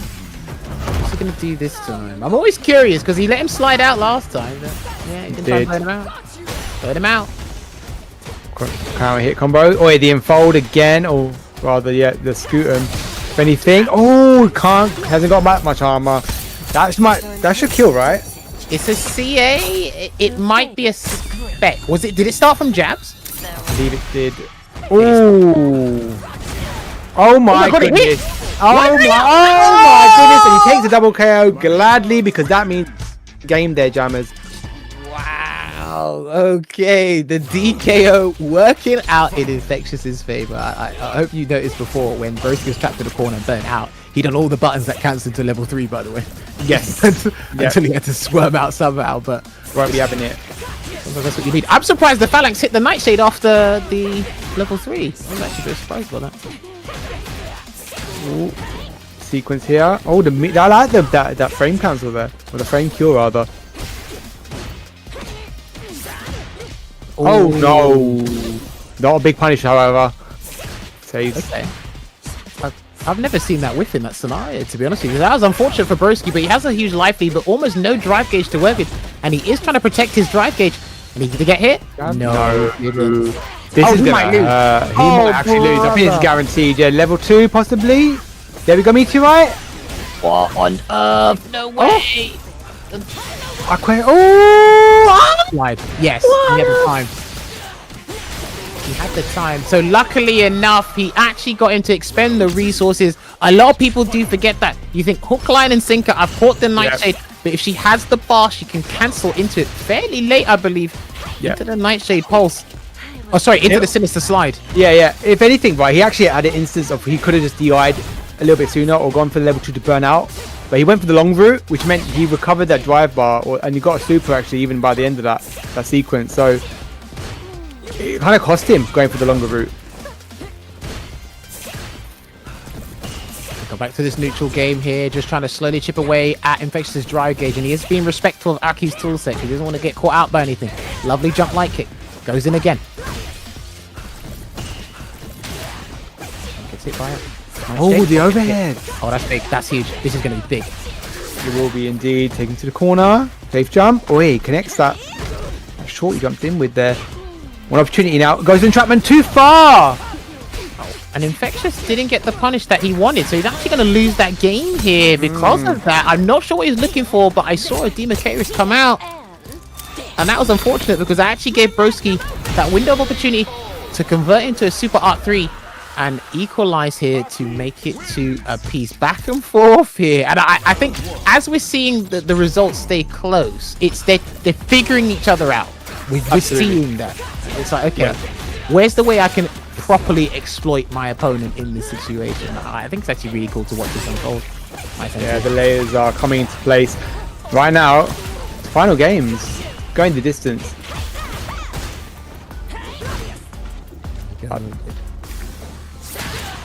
Oh, of course, more effective as an anti-air that is now. The lash, the heavy lash. Infectious got to be more cognizant of jumps now, and he's going to get hit by the entrapment. I think that's the first time he's been hit by it because he's actually been pretty on point with preventing it from connecting. Big protect there as well. Very vigilant towards his life. Reaching. He's just throwing out everything and anything, right? The lash comes right perfect. Now Broski on set point. I wonder if the story holds true now, Dammers, in this 3-5-6. That's the only thing right now. Missed it too far to get the punish he needs. I'm not sure if he's practiced that with Marisa. I'll probably have a look at that later against the follow-up after a Nightshade. Missed the command grab. He's only hit that once, I think. Oh, wow. Okay. Oh. No cancel. Where's the cancel? Not ready for it. I don't know if he's expecting it to actually hit, to be honest with you. Oh, the clip. No, level 3, nothing overhead. No, goes for the low. Take there again from Broski, trying to bait Infection to doing something. Grab. There you go. This is looking good. Another grab. Broski has to be careful of the defensive choice here. Oh and he went for a third throw. Unsuccessful. Game. Final round. This is not good. Not good. Oh boy. Who's going to do an early level 3, I wonder? That's what I'm curious about. I think it'll be a very important spend, but the issue is if you get comeback on you as well. Because if you get CA, for example, it does a world amount of damage. Oh my word! Oh my! I don't know if he would have committed to the jump. Would he have got him in that situation there? But he's going to get back through here, Ruzi. He will indeed. Oh, yeah, the cool fake connects. Level 3 confirmation. So he spends it first. Going to be a nice chunk of damage. We'll deplete that drive bar just a little bit. But we see Infectious make some phenomenal comebacks today. And here is that final round. Before every kick connects. Too far. Infectious needs his level 3, just pop him in the corner. That's the main thing he needs out of that level 3. If you can just get him in the corner, this will be just what he needs. Yeah, you gotta be careful with throwing out the. Oh! Any other button than that? Oh, he almost got exactly. Even the heavy kick. No drive reversal. Just jumps back from the throw attempt. Actually pulls to challenge. The slash comes through. Looking for a low, strong opportunity here. The roundhouse connects. Oh! Hold on. Hold on. No! Oh, he didn't get what he wanted. The combo didn't connect fully. That's not good. He jumps again. He knocks himself into the corner here. Level 3. There's an opportunity here. Doesn't want to throw out the projectiles just yet. The low short. He's the lash comes through. Oh no, he got clipped by the forward HK. I'm not sure if he was looking for a delayed jab, but either way, Broski was able to clutch that one out because it took it down to the wire. And the storyline of Broski having a good track record against Infectious still continues. What a set, man. Jesus. It does indeed. So well played to the both of them, honestly, man. Because those two were in winner's side the whole time. That's why they're in winner's final. So somebody had to lose there. And I don't know if we'll get a run back. Or will there be other plans? Who knows? Will there be other plans? We'll find out. If anything, Infectious one step closer for ending war, get his revenge. Broki, of course, now in that grand finals, waiting patiently to see who will it be. Will it be Ending, Lex, or Infectious once again? This is going to be another interesting set here. Ending, Walker, and Lex. They're going to be fine tooth and nail. Of course, I think Guile would be the better option because, you know, Bison, of course, being Problem X and the training partner kind of thing there. But, you know, the playstyle might vary as well. That's something to consider. Well, I think they've tried all their characters because I think Lex was practicing a fair bit with Problem X and Ending Walker at some point. Okay. Sure still do custom lobbies or whatnot. But yeah, I think if he's going to go Ryu here, Ryu, for me, Ryu needs the dungeon. Can you? I know. Okay. Sorry. Can you actually believe this is like we have 2 more World Warriors coming up this weekend? You know, we had one yesterday. Once again, congratulations to Juicy Joe. You know, winning his first World Warrior. But tomorrow, you know, actually, Job West. And on Sunday, we have Germany. Absolutely, you can't wait for those 2 tournaments there. World Warrior, of course, now starting. Jammers, you're going to say something? I've forgotten now. Oh my. I can't remember what I was going to say, to be honest. Sorry, I interrupted you. Whatever it is, it probably wasn't important. So that's all right. It's all right. Well, anyway, right. I think about Problem X, something like that. Lex and they were training partners. Into that once again. Yeah, go on then. Hold on. I'll let you back there. Held your hand. Thank you. Right. I do think if you're going to do Ryu versus Guile, you need the Denjin charge as much as possible. If you're going to allow him to play the Sonic Boom game or whatnot. But if you can kind of eliminate that, if you're looking at who is landing monstrous drive damage, it is Ryu. So he can actually, if he gets the Denjin charge, he can threaten to catch one of your booms, or maybe EX Hadouken, or maybe a heavy fireball.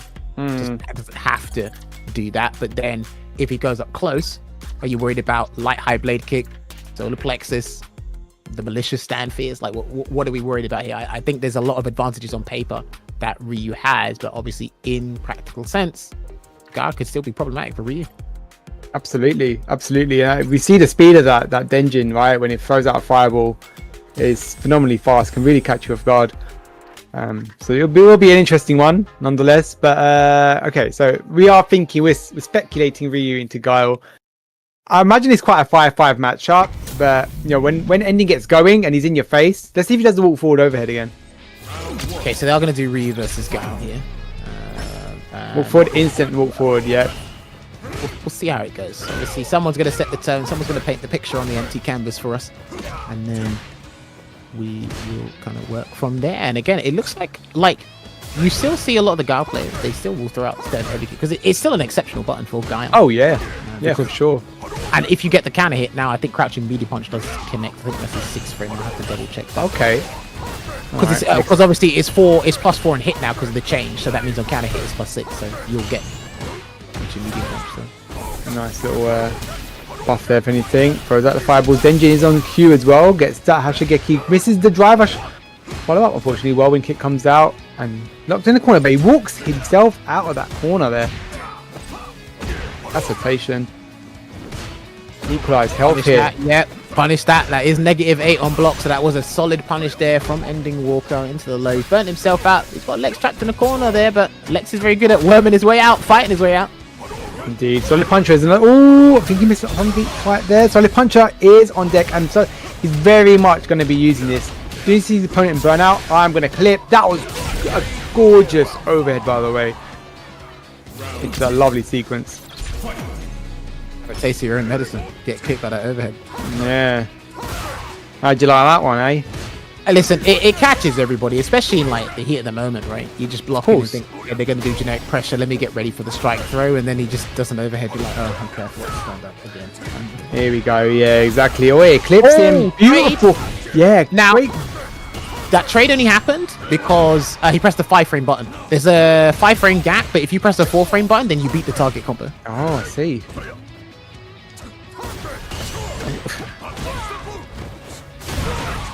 Nice splash kick like that. Fights his way out of the corner. He's really being quite assertive as he walks out the corner, right? He walks out or he forces his way out with a reversal. Big jumping from Ending. Boy, lovely DP right there to steal that round.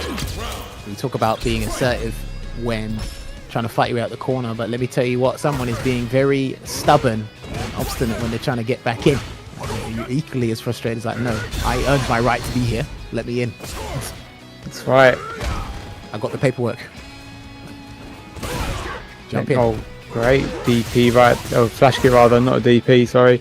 So the puncher has been expended. Lots of room to work with. I like that.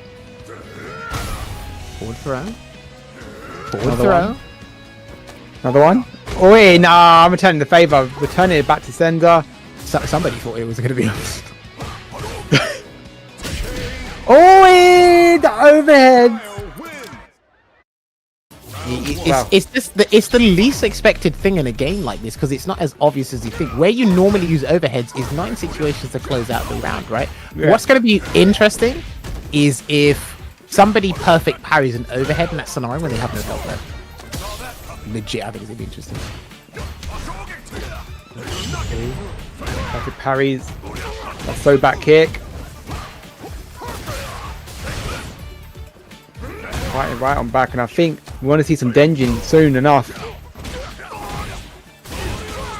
Not quite. Okay, he goes for EX Shoryuken there for the extra damage, I guess? Yeah, I kind of like that though, because you know you've got in a very advantageous position, right? And you've got enough drive bar to kind of recover in the meantime afterwards. I kind of approve.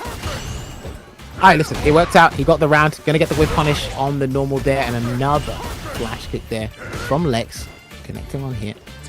And again, I like that Ending Walker tries to adjust his spacing to all the normals that Lex throws out, but then Lex kind of like throws out another normal that messes it up, and then he blocks that normal, so he's kind of like, ugh. He's constantly getting him to change his spacing, which is kind of hard to keep up with a Guile of Lex's caliber there. Indeed, dash back, giving him some room. Perfect parry. No Denjin charge just as of yet. Beautiful anti-air there from Lex. Solid played on the screen. Level 3 on both ends of the spectrum. It's whoever gets the one connect right now could actually be doing a big chunk of damage. He tried to jump in again because the jumping would have got him the game. I think he might be able to get with a low forward double drive rush cancel, but he's probably looking for another button to the scaling. So he is conscious of it. But Ending Walker's going to need something massive here to take the round and take the game. Denjin charge again. This is what I was talking about before. Trap pressure. Cool throw. Nice, I like that throw. 27 seconds on the clock. Plenty of time to work with still, but it is depleting. Ending burns himself out here for the for the opportunity, but the OD flash kick comes right on through. Oh, it's a risk and a half. No, he's gonna get hit by that. He's gonna get hit by that. Oh no, he did. Will. Okay. I thought he was gonna get hit by that Sonic Boom actually when he jumped back. I think if Lex actually closed the gap a little bit and shifted the screen leftwards, it might well have happened.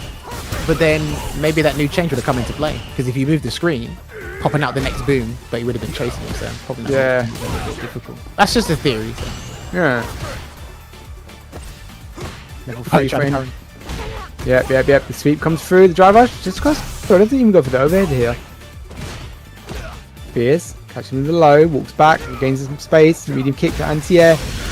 Oh yeah, beautiful punish counter confirmed right there. Sonic Hurricane through. And Lex looking to really make it a 2-0 right now. Rotate. Walking forward, gaining as much drive as he possibly can. Good interruption, not dealing with that Hashigeki, not dealing with that fraudulent Hashigeki pressure. Don't need to deal with that.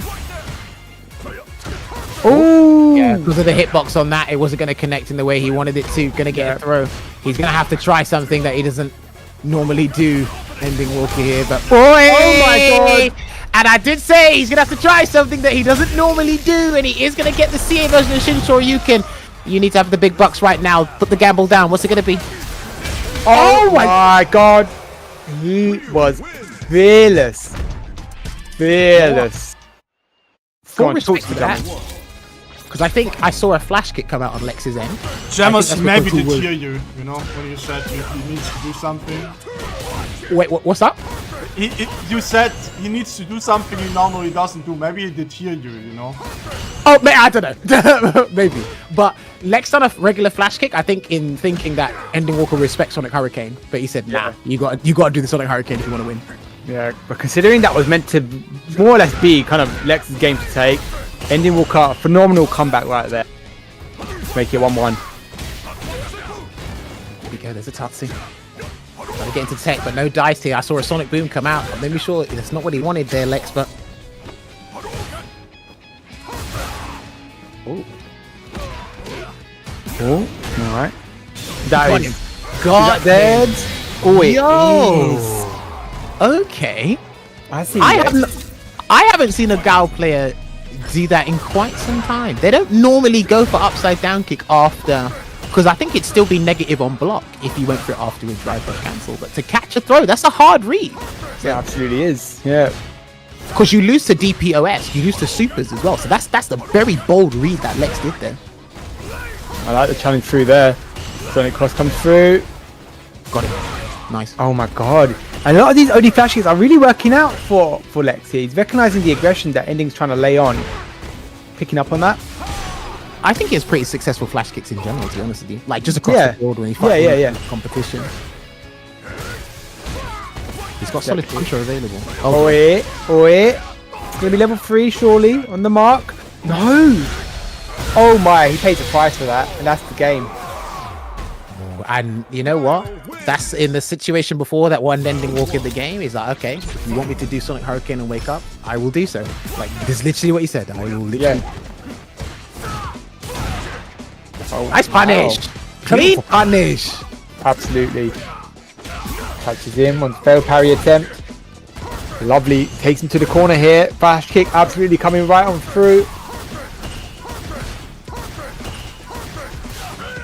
Again, controlling the pace here, Lex. And the upside down kick working wonders for him right now. Beautiful connect. Lovely stuff. Alright, so it's 2-1 here. Match point looking good here for Lex, but ending Walker. Again, he's always at a drive gauge deficit. Trying to bulldoze and force his way in. I mean, he has the means and the firepower to do that, so it's not really a problem. But you notice that Lex has actually been very good at handling or like dictating what happens with ending Walker's drive gauge especially. I think you have to be a bit careful of forcing the issue too much because it can definitely bite you on the bottom. Perfect parry Sonic Boom. Ending Walker was one of the best players to perfect parry those booms back in season 1, and there's finally a blocked flash kick there which will reward Ending Walker with the round and try and keep himself in this fight by throwing himself a lifeline. Let's see if he can get it. Absolutely, tries to go for the jump in. Beautiful low underneath that. Safe jump. Looks for low forward opportunity. Throws out the donkey kick. Those blade kicks doing wonders. But we've seen actually a couple times now Lex has been ready for the punish in certain ranges of the blade kicks. Gonna get the conversion. Lovely stuff into the Sonic Hurricane there. Yeah, still trying to look for a counter hit or some kind of punish counter so he can get the damage there. Ending Walker's still got to worry about that jump though. He's looking for a whiff punish to make it easier, but if he jumps, Lex might be looking for that as well. Oh, again! Yeah. I'll tell you why that was interesting, because the DP probably would have put him in burnout or near burnout there, but it's going to be irrelevant. That will be a 3-1 victory here to Lex. So the Mouse boys are out of the tournament. They are. Our final 3 players are Lex, who will be going up against Infectious in losers final, Infectious himself, and of course Broki. So, oh boy, listen, these games have been stupendous from start to finish, and we've only had in this top 8 1, 2. Whoops, I misclicked the prediction. Sorry about that. Yeah, there's only been 3 3-0s. Broki being Problem X 3-0, Ending Walker on Rapid, and Quiggy losing to Lex 3-0. Other than that, everything's been either 3-1 or 3-2. Yeah, been going the distance. Has been really incredible to watch the variety of play and variety of characters as well.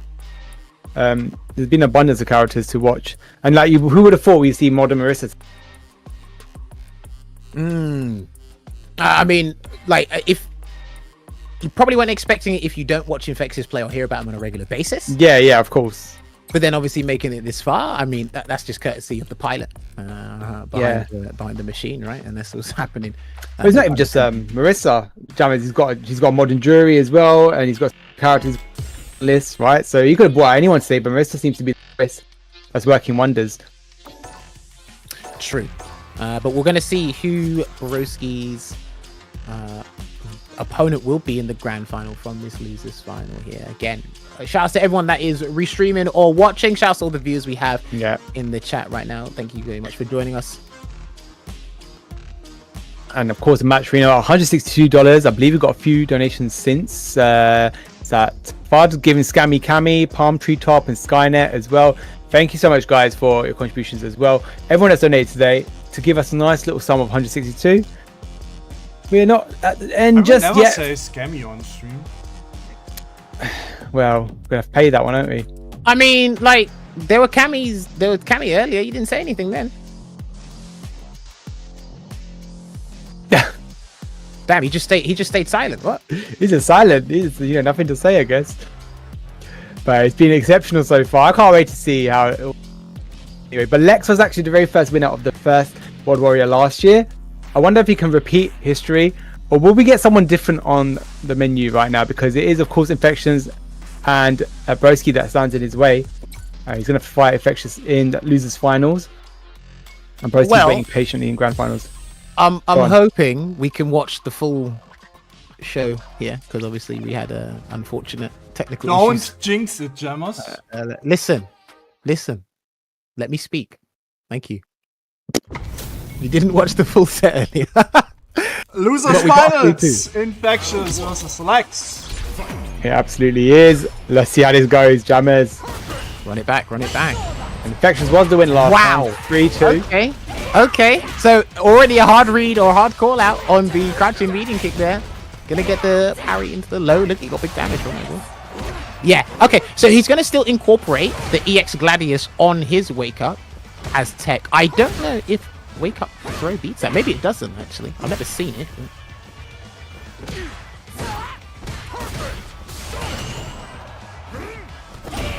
Almost got the whiff punish there on the stand. Heavy kick just a little bit too slow to the punch. But yeah, it looks like Infectious is just very good at kind of limiting Lex's options, pinning him down, or almost suffocating him in the corner so he can't really get out. But we'll see if Lex might have to incorporate the same strategy, just try and get it to work sooner. But Infectious, because he won, I know it went down to the wire, but because he won, there's not really much he has to change because it was pretty successful. It got him the victory, right? Absolutely. Lex had to make the run here. It was 3-0 against Quiggy, 3-1 against Ending. He'll have to work a little bit. He's got more of the warm-up than his Infectious, but I wonder how things might pan out here. Level 2 on both sides. 26 seconds on the clock. It is depleting second by second. Tick-tock. You did ask for a timeout. So you might. I do want a timeout. I want to see it because I feel like Infectious is trying to force the issue now. Forcing the aggression. Beautiful touch. Doesn't confirm into anything else there. The step kick comes through. 9 seconds. Keeps himself safe. The charge punch goes for. Oh my. The hammer punch to the edge. 6 seconds on the clock. Wasn't a timeout, but close enough. I mean, it's almost like he was tempting fate. 10 seconds on the clock. Anything can happen within 5 seconds, let alone 10. Yeah. So let me kind of pick up the pace here and kind of try and secure the round as much as possible. Nice touch there from Lex. Solid puncher. Oh, he's going to go for the full combo. Oh, I think he missed the light kick into the booms. I think that's what he missed. That's unfortunate that he dropped the combo. Looking for him to burn out. Oh yeah, I like the neutral jump there in response. He's not scooting come through. I think he's picked up on that. But Infectious, because it says counter hit, they're floating. So Infectious pressing stand medium punch for an air reset. I'm not sure if he can get like a special for a knockdown or something. That'd be pretty cool. Maybe something he could look into later on replay takeover. Yeah. Just it out here. Sonic booms. He's got level 3, so he might actually try and convert as soon as he can. But he's waiting for a whiff punish opportunity. Yo, what? What? Someone just gifted 50 subs. What the hell? I think that's who the did? highest we ever got. Who did what? Jesus. Anonymous. I have no idea. Why are you gifting that many subs and it's showing who you are? Wait, because let them be that hidden donator. They don't have to be. They don't have to reveal themselves. It could be Bill Gates. Say thank you. Thank you, Bill Gates. 20 seconds on the clock right now, though. He's doing it again. Again, yeah. He's forcing the issue, and now Lex has actually got the advantage here with the health. We saw that he had to make the kind of force of the hand here, but Infectious gets one connect. That's going to be the round right there with the Goddess of the Hunt. Oh my god. One opening, all it took, and all he needed. And it throws the timer as well, so you can't even time a scam in Street Fighter 6, so you're gonna get a love heart face plant. I miss them days. I don't. I mean, as much as I love the timer scam via Super, I think it's better for society. Society as a whole. That we have evolve. Devolve if you want to go down that route. Anyway, back throw there from Infectious. So he incorporated like a slow, methodical, almost timeout strategy, and then they pick up the pace because he had the resources to kind of be explosive in 3 to 5 seconds, right? I don't know if he's going to do that again, or because if Lex becomes overzealous, that's not going to look good for him. Right. That's that case in point. Yeah. Time is 66 seconds, but either way, the flash kick works out nicely here. I think we're seeing a faster paced round right now. Aggression is relenting here from Infectious. And not intentionally like throwing out any whiff punish, like kind of whiff buttons, kind of give Lex an opportunity. We've seen how effective he is at kind of well. There you go. So that's stand heavy punch. But yeah, the thing is, it's like I think one of the reasons why we're seeing the game like pick up the pace is because one of them, probably Lex, is like, I don't want to play like that again. Right. I don't want to like elongate the set. If that means you have to go towards Infectious, you're actually endangering yourself. Case in point, so you're going to lose the game. That will be 2-0 from the Super Art 3 of a massive combo. And that's the thing. If you overextend or something doesn't work out for you, what happens is you got a nice 50 to 60% combo waiting for you. Amazon Prime delivery is free. So yeah, you spent over 20 quid. I mean, if you spend 2 bars, you can equate it to 20 quid. Yeah, 20 quid, you know. We'll take that. But in the meantime, I think we're going to take a second there. They might have to breathe. I think it's very quick. It's very easy to get back into the next game. Rematch. But actually take a second, reboot a little bit, give yourself some time to think about what just happened and process.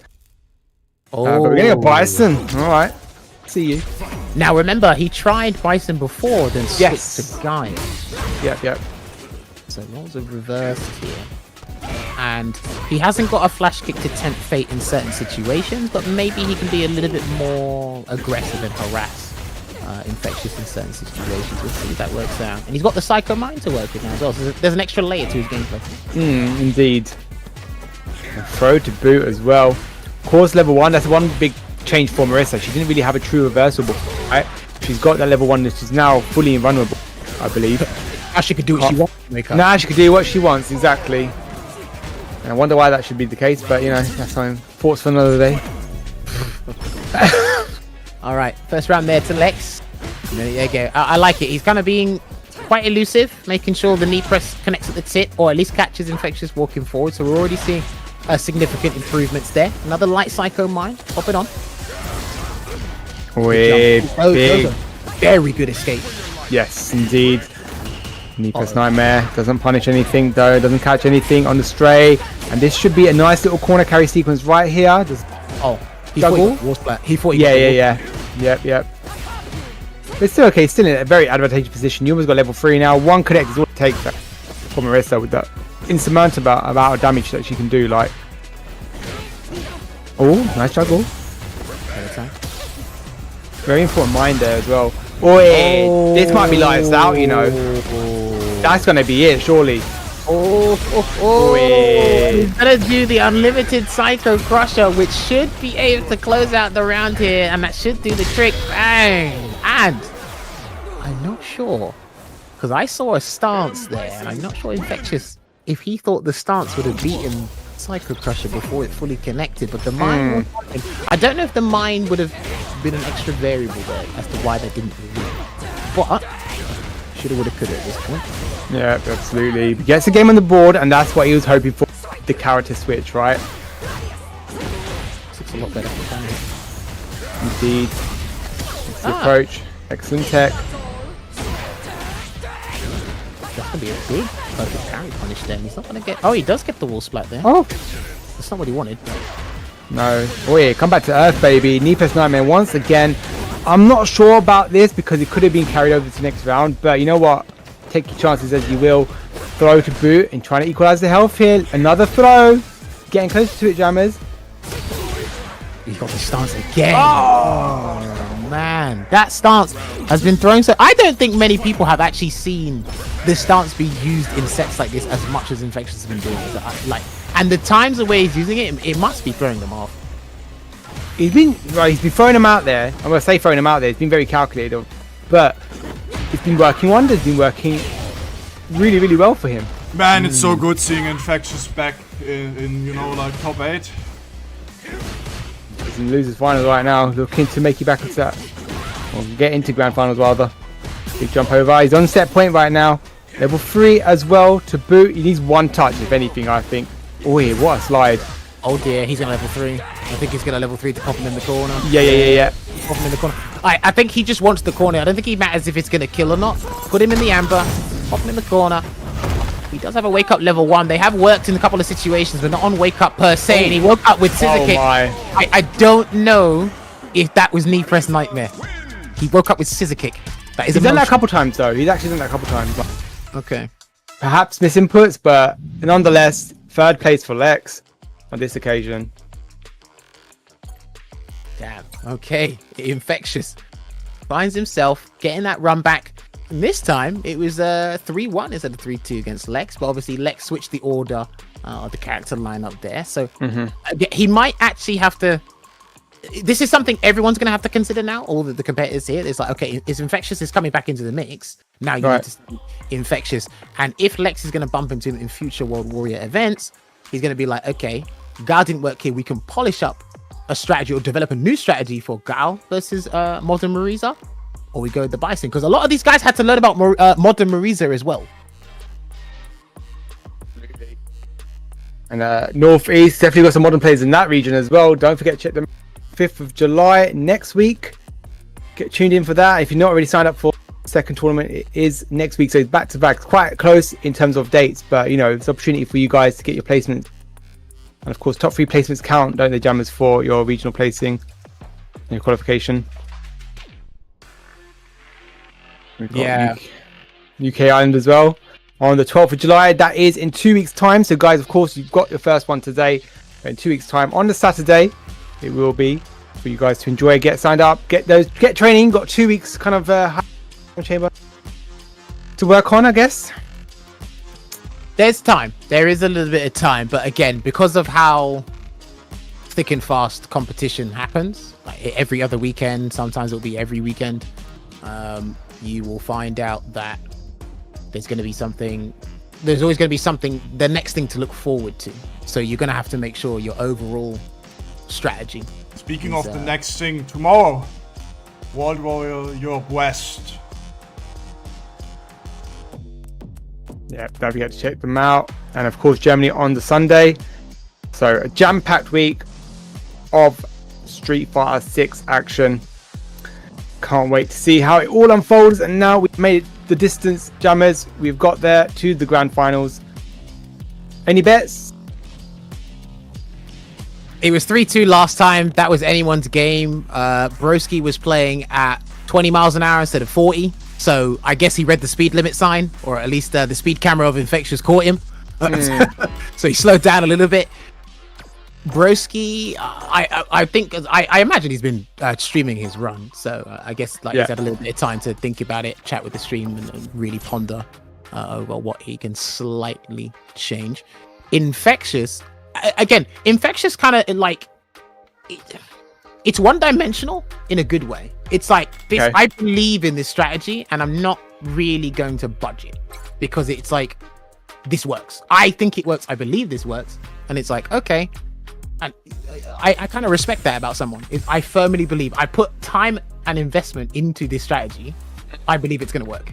Right. And just off of historical evidence, it's like, okay, he kind of sticks with those strategies because most of the time he gets wins more than losses, but those losses he has can be pretty significant. Ladies and gentlemen, grand finals, Infectious versus Broki. You know what? Who would have guessed? Infectious in that grand finals, causing a ruckus with that Marisa. Let's see how this goes. Broski's on that loser side, Jammers. Infectious got to do double the mountain that Broski's got to climb. Okay, so Broski's already checked. So he's already gone for an early entrapment command grab, and we already seen the delay from Infectious. I don't know if he wants to try and delay the heel strike later to find out if he catches frame trapping, but there's going to be a command grab right there in the corner. Delay throw. Another one. Wait, tries to jab check. He's not quite in the right range of that. He's done it last time, actually, mind you. I think he doesn't want to give up too much space, though, in the corner either. Doesn't catch it this time round, but he does miss the combo, unfortunately. That's happened once or twice today, that combo dropping, unfortunately. The Magna Bunker not connecting into the so before that. He's going to get a little safe jump here, Bruce. Oh. That might be level 3. No, I might not even spend, actually. I wonder. Yeah, not now.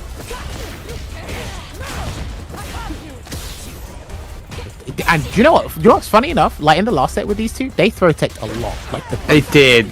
You're absolutely right. Check again. Gorgeous check. That's a CA turn out. Yep, absolutely. In a very good position here. Got level 1 and 3 to work around. But he waited last time. Yeah, he tried to bait. Oh my god. There you go. Not ready with it. Go. The drive impact catching Broski off guard. 1 game down for Infectious.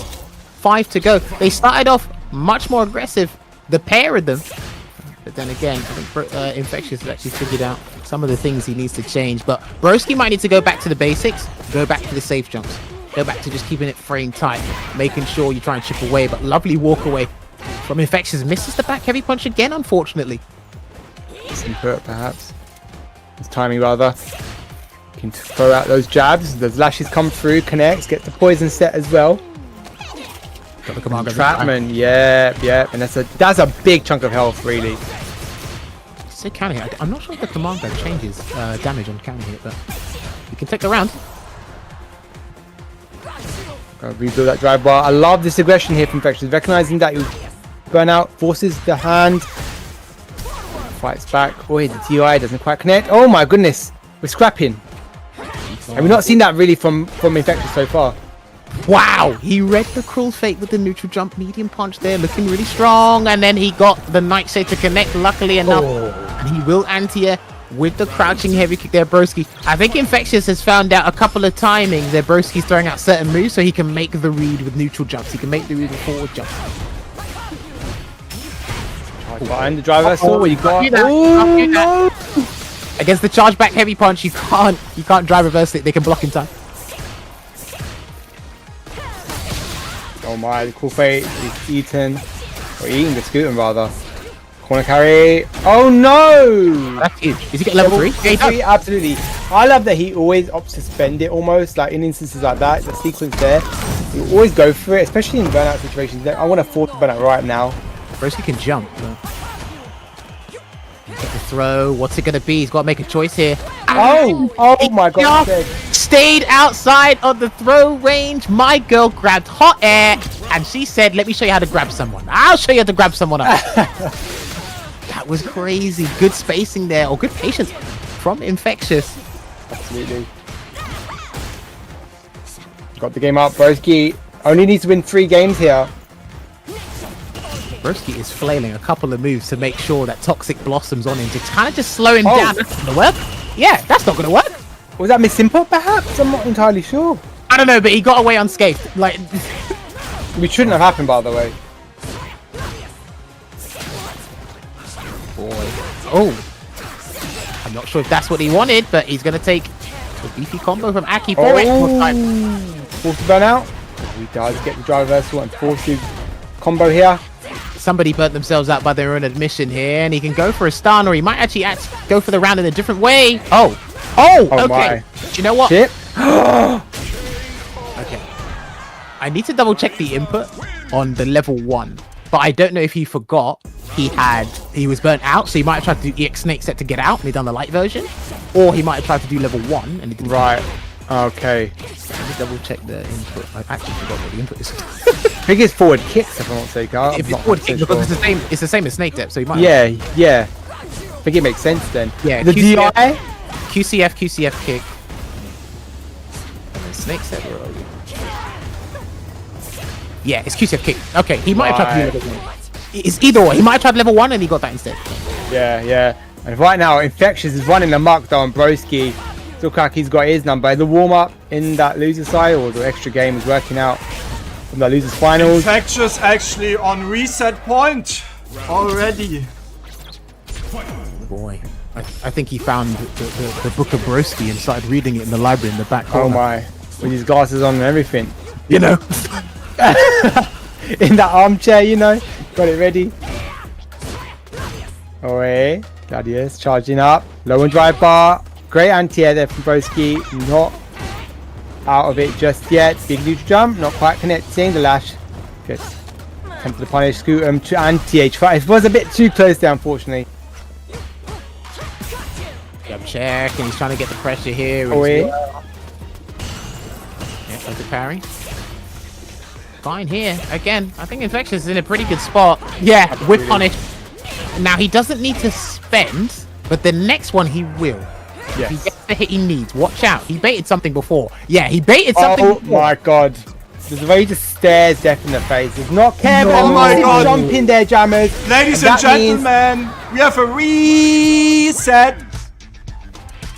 We do indeed, Ritas, thank you. And we're going to be resetting here. And that is a pretty clean 3-0. Pretty assertive 3-0, jammers, I think. Like I said during that set, I think he slowly, from before, he figured out, okay, he likes to do Serpent Lash here. Let's see how he acts in the corner. They were throw teching a lot.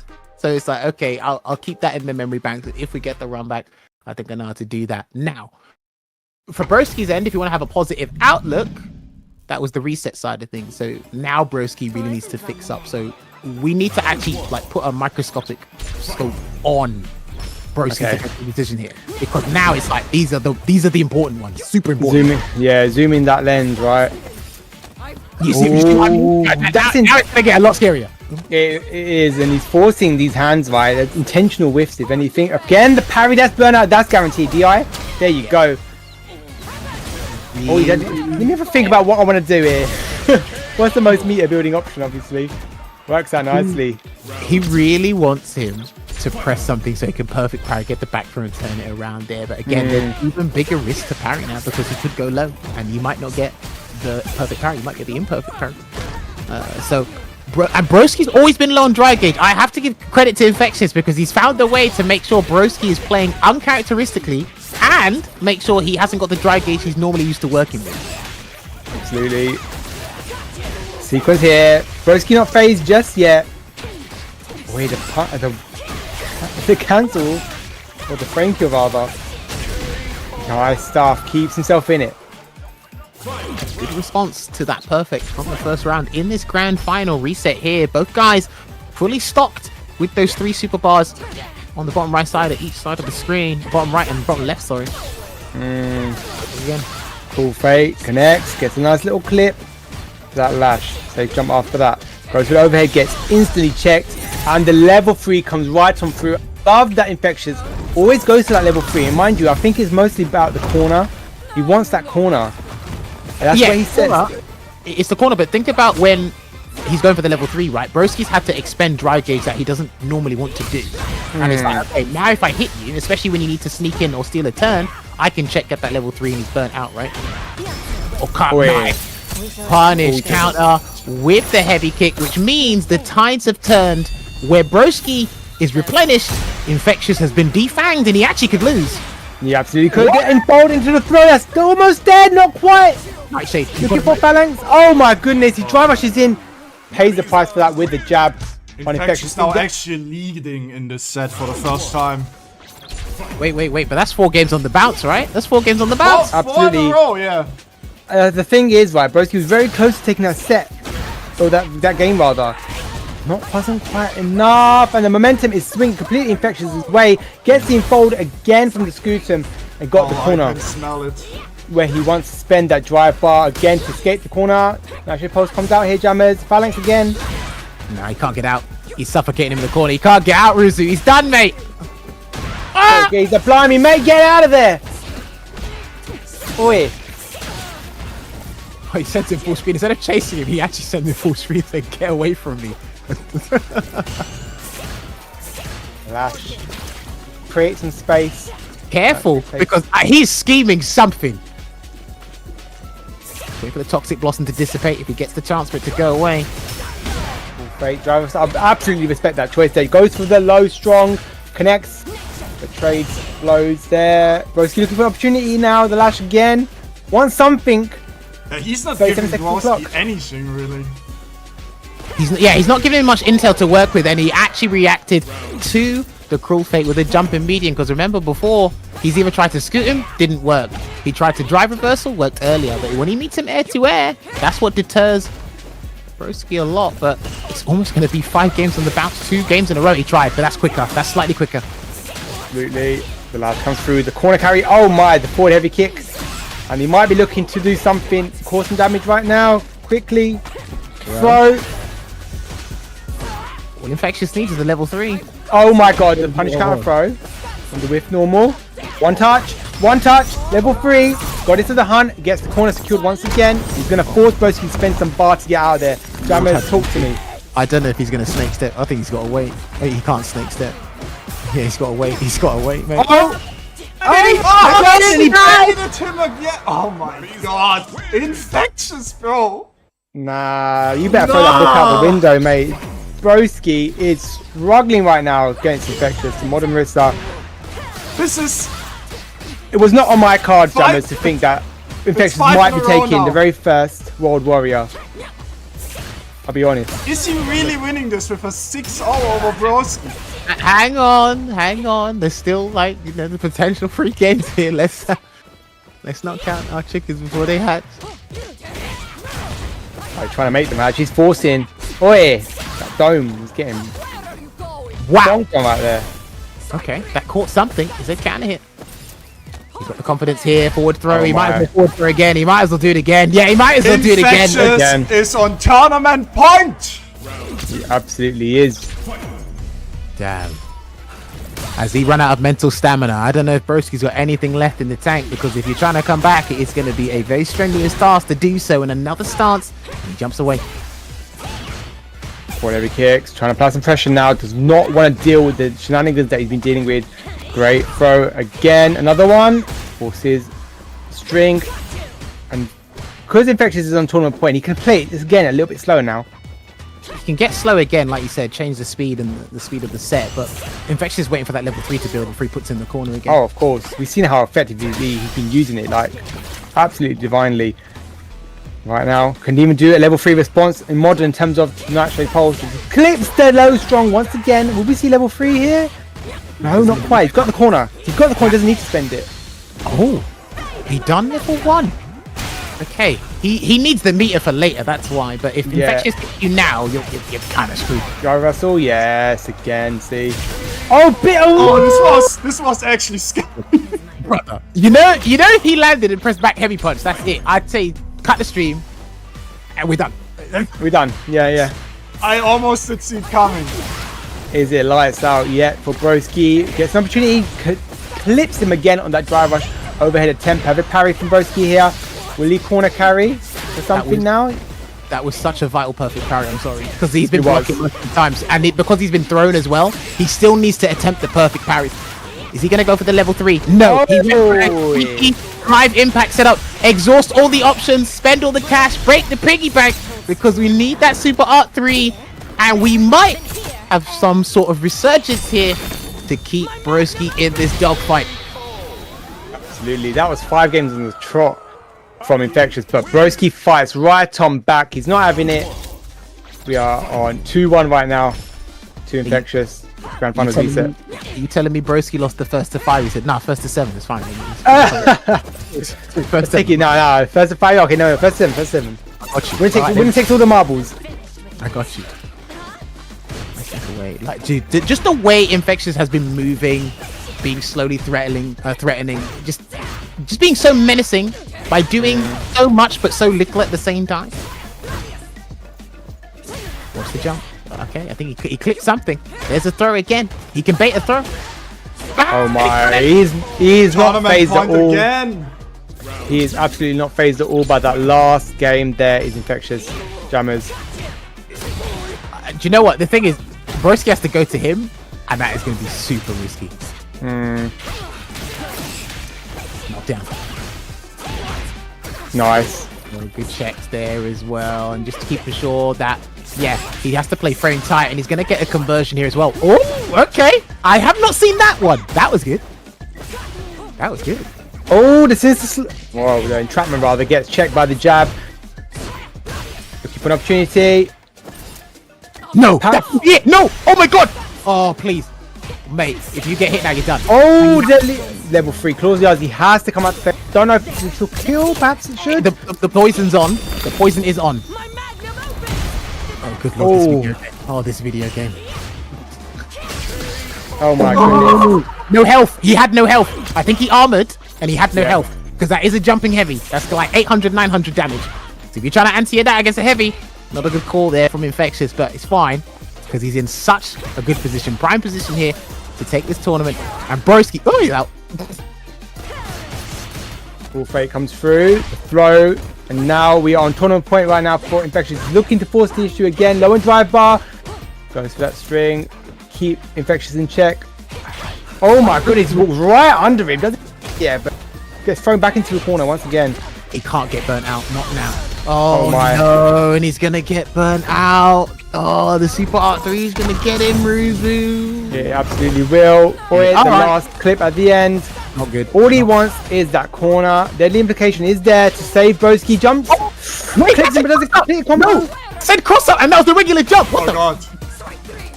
Hang on a minute. He can't wake up. Oh my god. Oh, he's not gonna get it. Ah, chip.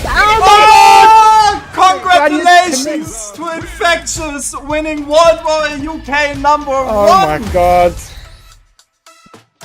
Oh boy. Woo. From go on, Jammers, talk to me. Dude, from start to finish, he stayed in winner's side the whole time. A lot of people haven't seen Infectious compete in a little while. That's because he hasn't been this far in SF6 World Warrior tournaments. But hey, he comes out in the new version. Year 3 of the game. He comes out firing on all cylinders, and he will be the winner of today, which means everybody has to keep him on the radar now. That's right. Do we have to hit the morning tabloids and put the big bold headline, "Is Infectious back"? Do we need that as the headline? The 28th of June, we'll say it there. You know, 55p for the newspaper. I've got to say it right. Let me look at the camera. Let me look at the camera real quick. Go on. You can only spot Infectious here at the UK and Ireland World Warrior. So tune in every time we come on. If you want to see him play, tune in. Well, tune into Saltmine League. It wasn't on my cards, I'll be honest. I knew he was going to enter. I wondered how well he might do. But there we've got top 8. Right now, in the top joint 7th place, we've got Rapid and Joker Jokes. In with that JP and that Ed. And in 5th place, joint 5th place, Problem X, Mouse Problem X with Quiggy. What about our top 4 there, Jammers? You know what? I got to say, right, good diversity. Because I think the only character we had a double up on was Bison. And that was Lex's Bison outside of that thing. Looking at mains, this was actually really good showing from the guys. And this is not even our strongest lineup, to be honest with you. These are some of the finest players we have, but this top 8 can keep rotating each and every time we come with the World Warrior. So congratulations to Infectious for winning today's World Warrior, but also shout outs to the rest of the combatants as well, from start to finish. And listen, the new competitive season, it's already been heavily underway, but the World Warriors, my guys, listen. If you want to come and tune in, the UK is always a good place to watch. We are a super dense region, and I think I've given you a more convincing one. We are not done for this weekend. Rosa, what's up tomorrow? Tomorrow you can definitely catch World Warrior EU West, where you can see the talents like Gaming, Salty Kid, Azerna. You know, don't miss out. Make sure you tune in, and if you're not already signed up for that tournament, you are in that region, make sure you sign up now. Get it done, dusted, because 12 p.m. is the sign up, is when it closes. And of course, following that will be Germany on Sunday. So catch that then as well. 5 p.m. CEST start at 4 p.m. British Standard Time. Don't delay, sign up today, get involved. You know, it's opportunities for you to play a variety and a wealth of players, and tune in and see some phenomenal action. It's been amazing. I've been really privileged to commentate the last 2 today and yesterday as well. But you can catch all the action here at hosting these 4 World Warrior regions. Oh, you've been doing the double shift. I have, yes. And then we got the offlines weekends as well. We're gonna be burnt out on the Sunday. Yeah. You come and win a saison? Tomorrow we have. Sorry, go ahead. I don't know. I've been away for quite a while. You have, yeah. We'll drag you there. He exactly I'll drag you knows. there. He will just never tell, you know. Who knows? Who knows when you'll see me next? Right. Anyway, Ritus, you're gonna say something. Sorry. I was about to say tomorrow with Lazarus and LA Jelby 3 on commentary. All right, great For stuff. your West. And on Sunday we have J3 and Marine. Nice. All right. Plenty of action coming up here. But yes, no, thank you to everyone that has come through and watched us today. Shouts to all the restreamers that would do it, or either streaming their run of the UK or restreaming it from different parts of the world. Remember, follow Saltmine League on the Twitter, on the Twitch, on the YouTube. You know what to do. You get to see more action from some of your favorite and strongest European players. Yo, we just got... Wait, I need to show this real quick. We got another big donation right at the end. Woo! By Tormentor, $100. Let's go Modern. Thank you very much for that contribution, Bringing it up Tormentor. to 300. There we go. Yeah, and Jamaica knowledge there, giving a little contribution to boost that as well. So $300, not too shabby. That's good. That's good overall. We'll take that. Obviously, it goes straight directly to the players because they play and they work hard to make sure you guys are entertained and learn something new about Street Fighter 6 each and every time, and how to stay away from Ryu as well. Yeah. He's a very dangerous. Anyway, But it looks like it's Modern Marisa we got to stay away from now. So. Absolutely. But Jammers, it's been an absolute pleasure as always. I was about to say we wrap it up here because it's almost midnight in Germany and I need to get up tomorrow early, seeding Warrior West, you know, running another one. So I send you over to Zajam because I think is Zajam Slam going on today?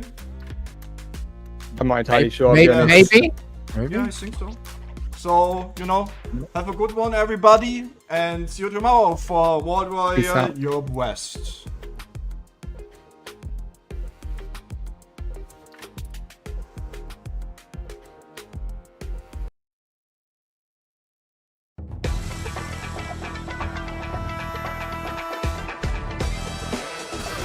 Yeah, this is pretty much don't get hit moment. Oh my god, you got hit! Oh my god! About to get burned out. It was so clean. And there it is, the nice reaction to DI. Don't want any of it. Trying to drive push again. Caught him jumping back. Overhead, still going. Yeah, he could indeed just chip, but... Oh, no way!